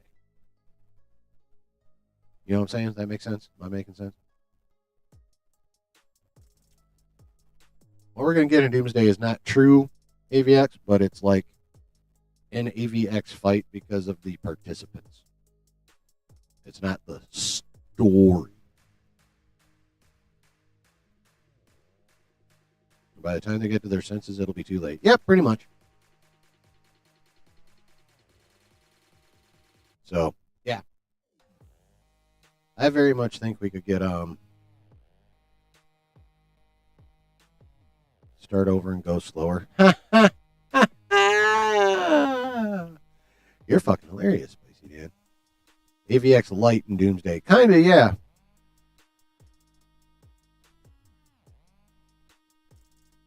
Yeah, AVX Light's one way to put it.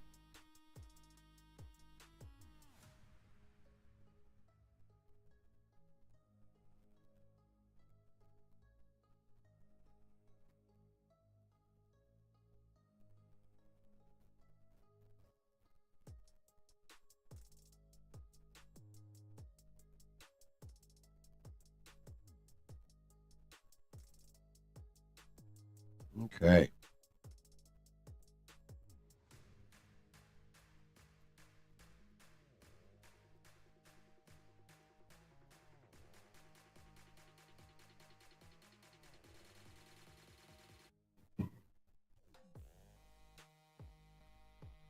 Now, y'all heard of the Cosmic Circus, right?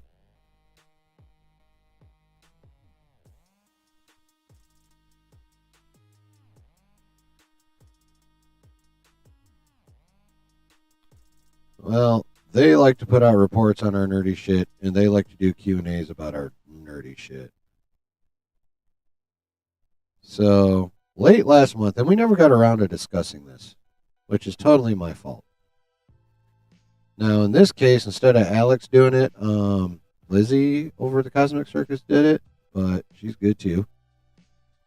So, there's some updates in that. So, we're going to go through that real quick. And then there's a story, another standalone story about Spider-Man 4 we're going to go over as well. So we're going to talk some Doomsday and some Secret Wars. We're going to talk some Spider-Man 4.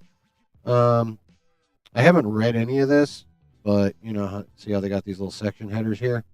If I don't care about said section header, we're going to skip it.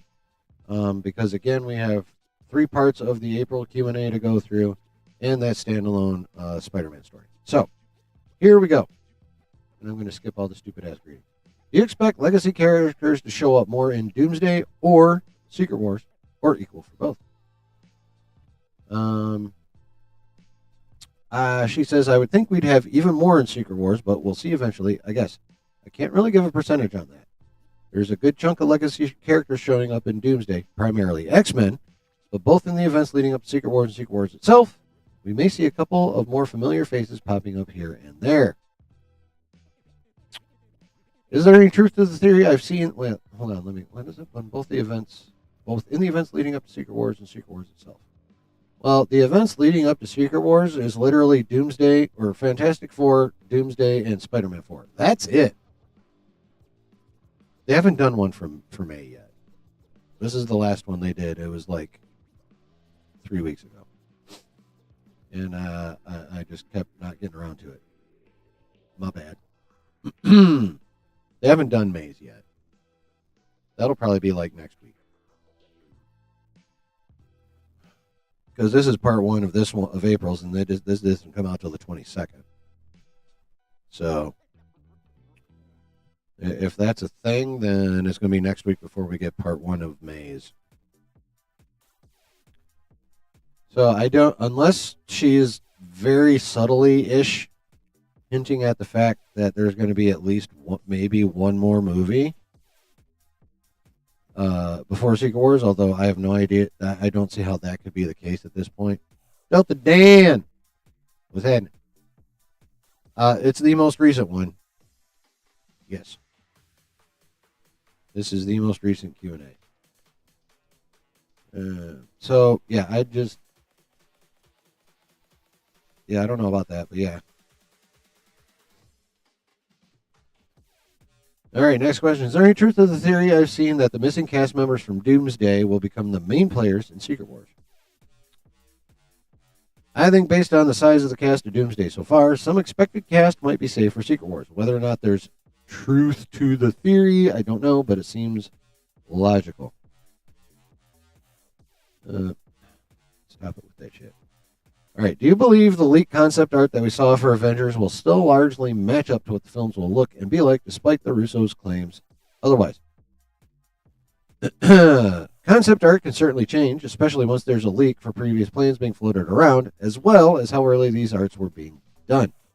There's room for it to change, but I wouldn't expect it to vary too much, given that the art focuses mainly on Kevin Feige's and the Parliament's vision for Doomsday and Secret Wars. Will Halle Berry and Famke Janssen come back for Doomsday/Secret Wars? I hope so. I'd love to see them back. Both back. I guess when we all. Okay, I don't care about your personal opinion on characters. When will you say the next Doomsday casting announcement is? I don't know. Okay, I feel like they just dropped considerably more than they even should have. I think they want to keep some secrets if possible for that film.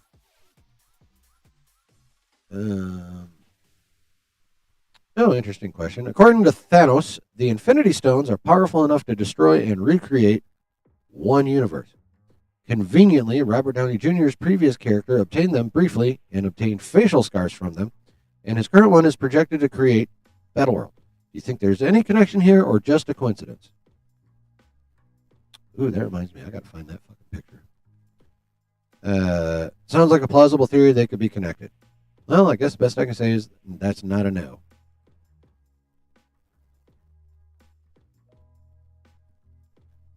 Do you think Wanda will have an important role in Doomsday or Secret Wars? If so, do you believe she will be a hero or a villain in this case? I know Elizabeth Olsen has stated recently that she won't be in Doomsday or Secret Wars, but if she, as Andrew Garfield would say, the werewolf, remains to be seen. I hope she returns as a hero again when she does come back. I've always loved a good redemption story. There has been a rumor that just came out recently that Wanda will be back, and as a good guy. Who was that said that? Was that Claremont during his panel? Is he the one that said that? I can't remember, but someone said that shit. So, who the fuck knows?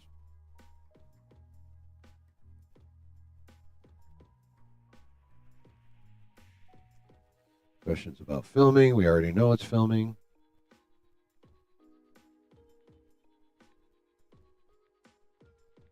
Talk about King.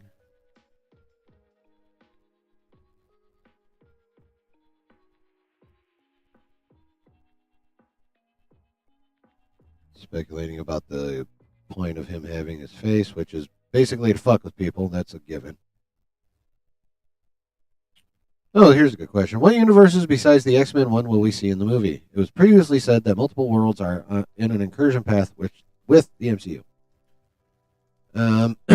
Seems likely the Fantastic Four's world for one, as well as the one for Multiverse of Madness, 838, and perhaps even some of the animation worlds like What If or X-Men 97, as Alex recently reported on animation potentially being involved in some capacity. If it is involved, it is my opinion that it's going to be very limited capacity, like really, really limited capacity. If they're smart, they will completely avoid What If and X-Men 97 stuff. Just avoid it.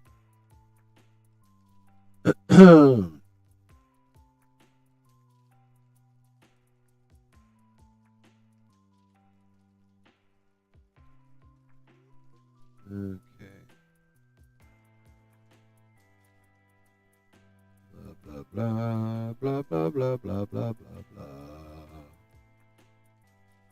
blah blah blah blah.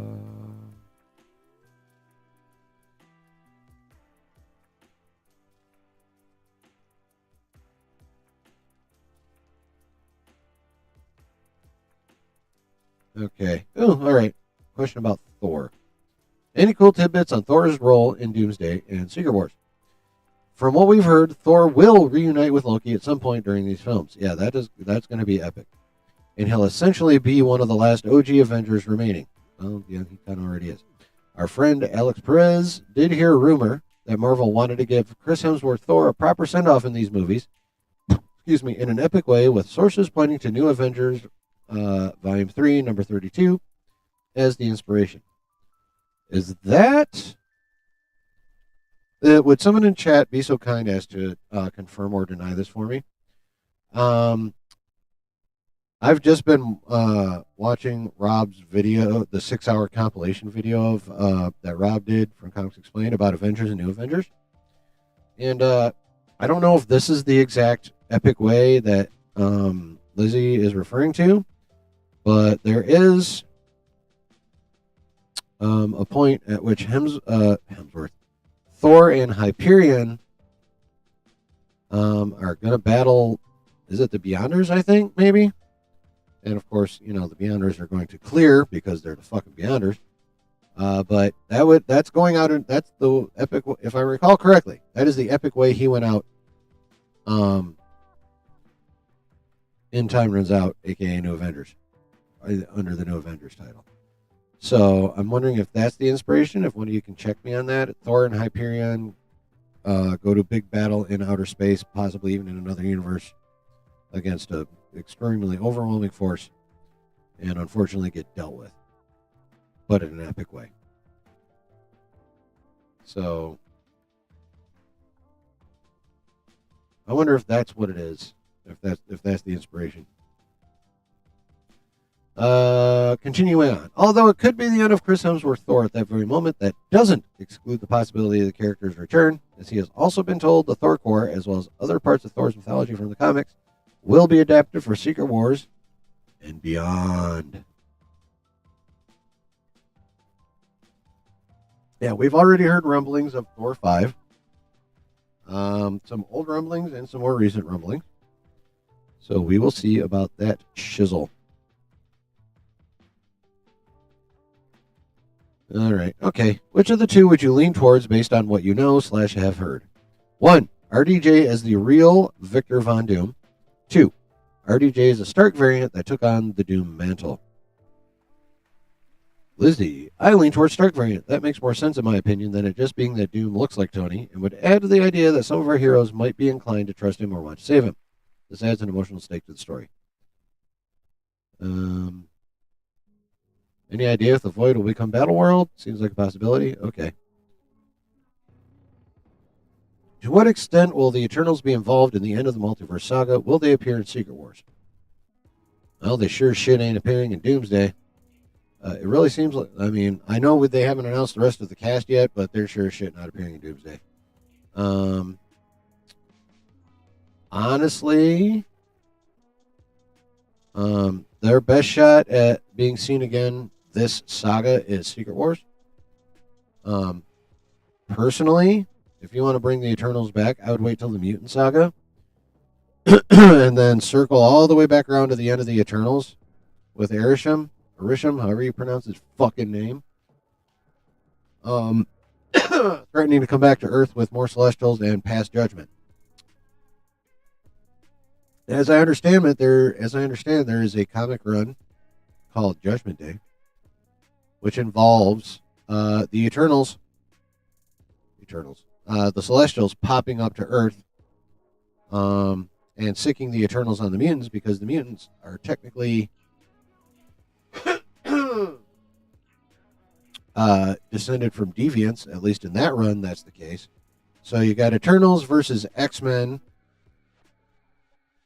and then you've got X-Men versus Eternals and the Celestials, and I think the Avengers also versus the Eternals. It's just a big old fucking thing.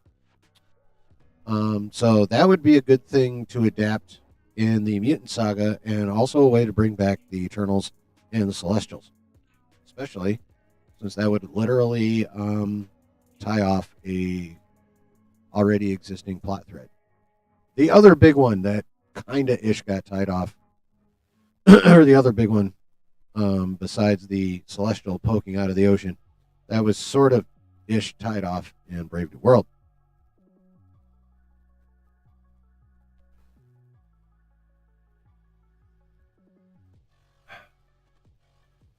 So, honestly, I don't think we're going to see them till the Mutant Saga. But if we see them before the end of this saga, I don't see them showing up before Secret Wars.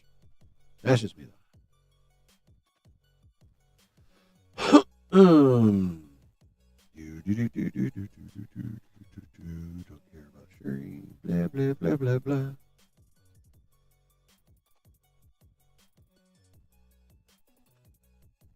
Okay, talking about what could come out between Doomsday and Secret Wars, and that's a whole lot of nothing except Brand New Day.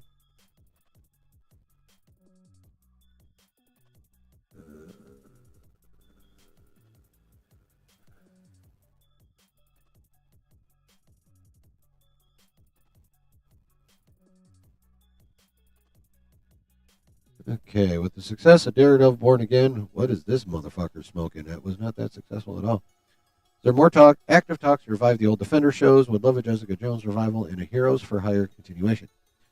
I hope so, but it seems more likely they might appear in future seasons of Daredevil Born Again or other MC projects. At this point in time, this is just my opinion on the current state of things.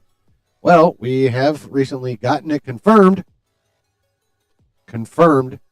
that Kristen Ritter's Jessica Jones will be in Daredevil Season 2. So there's one. Built the dam, but I don't get why they get rid of Chris Hemsworth. He could probably play Thor until he's 92. True, he could. But does he want to? It might not be them getting rid of Hemsworth. It might be Hemsworth just being like, I'm cool now, bruh. Yeah, it might not be Marvel. It might be Chris.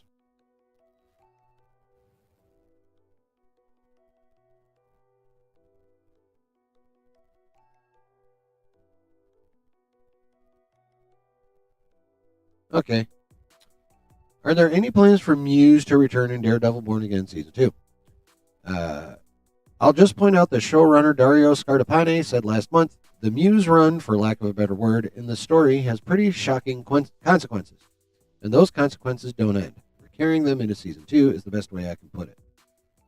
So whether that means he'll be back somehow, or he'll have a copycat criminal, or some other consequences come up, we'll see.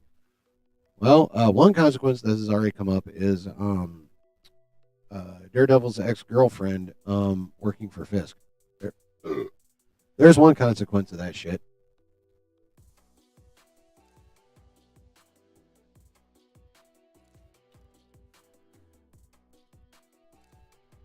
Will Daredevil be in Brand New Day? He will not. Ask about Elodie Young as Elektra. Finn Jones, Danny Rand. Nope. Okay, so that was the end of part 1. A little bit in there, not a shit ton. Hey, motherfucker, I said do that. Okay. Okay, here we go. Part 2, what do we got here? What have we for part 2? Okay, here we go. Ooh, Doctor Strange. All right. Any updates on Doctor Strange appearing in Doomsday or Doctor Strange 3? From what we've heard, Strange is meant to be in Doomsday, as is Charlize Theron's Clea. Well, that makes sense. Especially if the speculation is true and she turns out to be, oh yes, Delta Dan, she is definitely fired. If she turns out to be a Black Swan, I think that would be really fun. With Star-Lord, okay, Guardians of the Galaxy questions now, so that's the only Strange question. All right, with Star-Lord being a solo act now and on Earth, how important do you think he'll be in the rest of the saga? I kind of want to see Peter Quill be a solo act for a little while, off screen for a bit, until an appropriate cosmic adventure comes up that he might fit in well, maybe Thor 5 if it happens. Well, how the fuck is he going to, like, miss Doomsday and Secret Wars? Yeah. He's off screen now till next May, and that's all you get. Or maybe the May after.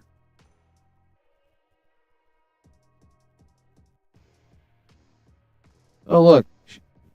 She just brought up the Annihilators.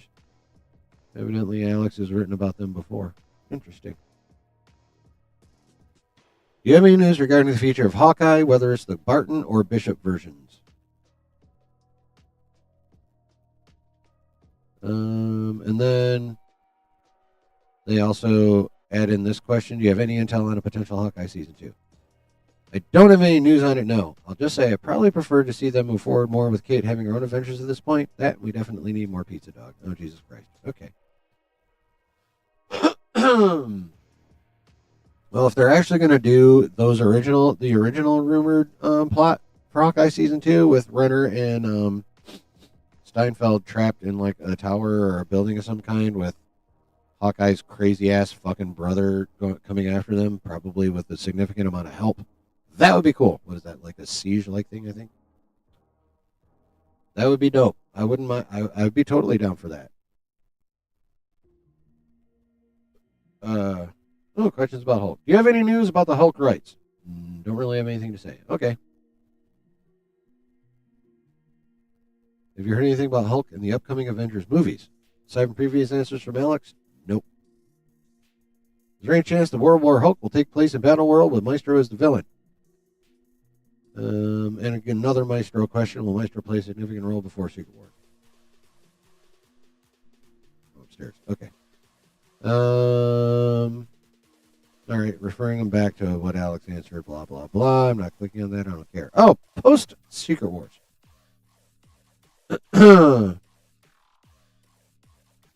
Okay. I've been delving back into the MCU recently and unfortunately rediscovering my frustration for how the universe has unfolded post Endgame. Yeah, tell me about it.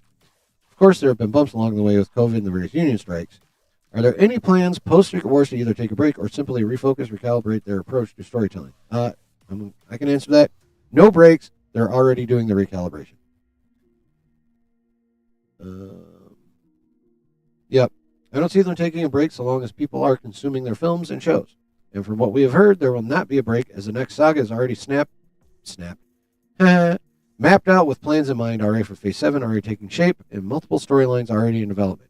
Yeah, Feige has flat out said he has a 10-year plan. That was in that big old Wall Street Journal article. Feige has a 10-year plan for the mutant saga. So yeah, there's no break.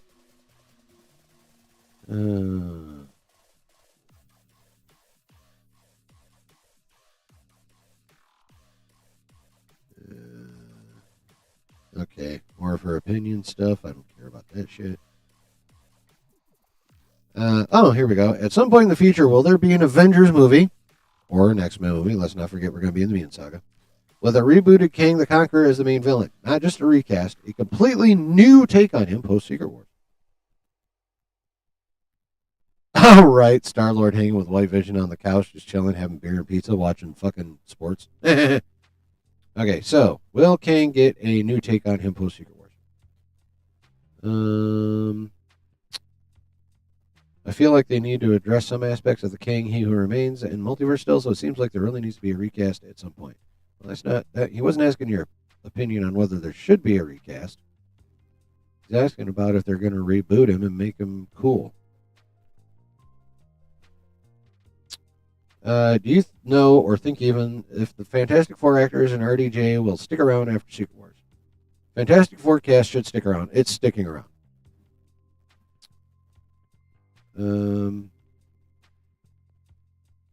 Much as I love RDJ, I'm hoping that his role isn't going to go beyond Secret Wars. But per Alex, okay, so here's the actual answer. The Fantastic Four stays. Yep. Doom may be recast. Yeah, that part's still up in the air. Okay, here we go. Spider-Man Brand New Day and Beyond the Spider-Verse. All right, Spider questions. Is Brand New Day still expected to take place in Battleworld, or has it shifted into being the Ant-Man and the Wasp to Doomsday's Infinity War, as I've seen reported around? We can't really confirm nor deny anything at this time on that, but they had an article on that just come out the other day. So, with Beyond the Spider-Verse getting a release date, any idea of what Miles and Prowler Miles' dynamic will be when it comes to taking down the Spot? It'll be a rough start for sure. Well, that's not hard to figure out. When we delve into Miles G. Morales' story, it's going to put into perspective just how different Miles' story could have gone, and overall emphasize the fact that we are often not in control of circumstances we're given in life, but we can overcome them as best we can. Okay. She's a bit more philosophical, isn't she? We know that Spidey is set to get the symbiote suit. We don't know that, but yeah. Oh, can we see him don the anti-venom suit in the future as well? That's a cool suit. Anything is possible but from what we've heard, there are no plans for Anti-Venom at this time. All right. Have you heard any new information regarding Zendaya's involvement in Brand New Day? I have not, but per Alex, it's a minor role from what he last understood. Do you know who? Okay, here we go. Do you know who Sadie Sink is playing in Spider-Man 4? If not, what's your guess? Do I know? I believe I do, but I'm afraid I can't comment or guess and give it away at this time. Oh. Okay. Interesting, but not even a hint. Damn it, Lizzie.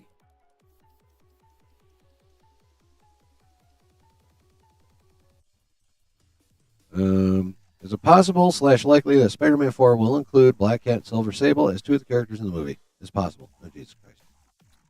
Who are the villains of Spider-Man Brand New Day? Again, who are the antagonists going to be? I'm afraid some of these questions might be better left for Alex to answer in the future. Yeah, okay, well, we have that article. All right. Talking about the anchor being, don't care.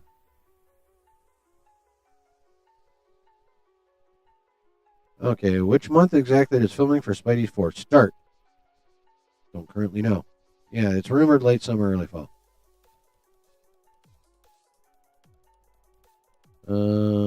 Any word on the crew for Brand New Day, composer, cinematographer, etc.? Who are the artists working on the film alongside Destin Daniel Cretton? I wish people would quit saying it Crichton. It's not even spelled Crichton. It's spelled and pronounced Cretton. I do not, sorry, but I know Alex is working on finding out. God damn it.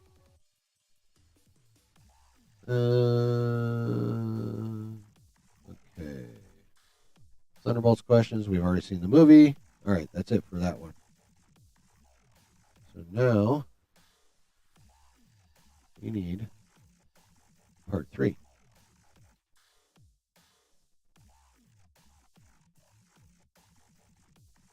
Boom. All right, final part of the April Q&A. All right, Vision. For Vision, is it going to be more West Coast Avengers or the Tom King series inspired? In the series, I know we are all expecting to meet Tommy, but given that Vision has no Hex memories, how will they make it make sense if we do come across Tommy? From what we understand, it's a bit of both, but it's more original than most of the previous MCU shows, so it won't follow a direct storyline like some of the rest. Well, how the fuck are we supposed to speculate on it if that's the case? What kind of bullshit is that? They're fun suckers. They are fun suckers. They are sucking the fun out by going mostly original. So we can't figure that shit out. Fuck them. Okay. Young Avengers / Champions. Okay. Do you expect Wiccan to be in Doomsday, or do you think he will sit that one out to appear only in Champions / Secret Wars instead? Not sure which comes first. Secret Wars. Not 100% sure, but there's a chance. Okay. When do you think Marvel will finally give us the beautiful, needed queer relationship of Wiccan and Hulkling? They've introduced one half, of course, but they seem to be taking their time with Teddy. Yes, this is happening, and it will be coming in the next saga when we delve more into the space portion of the MCU going forward. Yeah, they are actually a fairly popular couple in the comics. Believe it or don't. I know there are plenty of people out there who would prefer not to accept that fact and just want to cry about it, but it is a fact. Wiccan and Hulkling are a popular couple.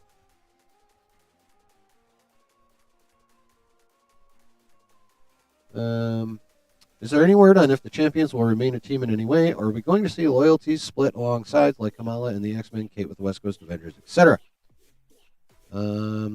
We don't think they'll split. It'll be more like the Avengers. Be together for a while, go off on solo adventures, then come back. Will Kate Bishop or Kamala show up at some point in Ironheart to recruit Riri to the Champions / Young Avengers? I can't say it this time, sorry. Okay. Ooh, miscellaneous DC questions. All right. Supergirl's filming.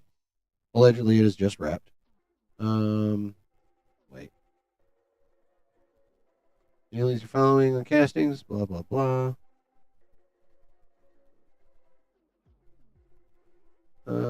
Okay, so she doesn't know shit.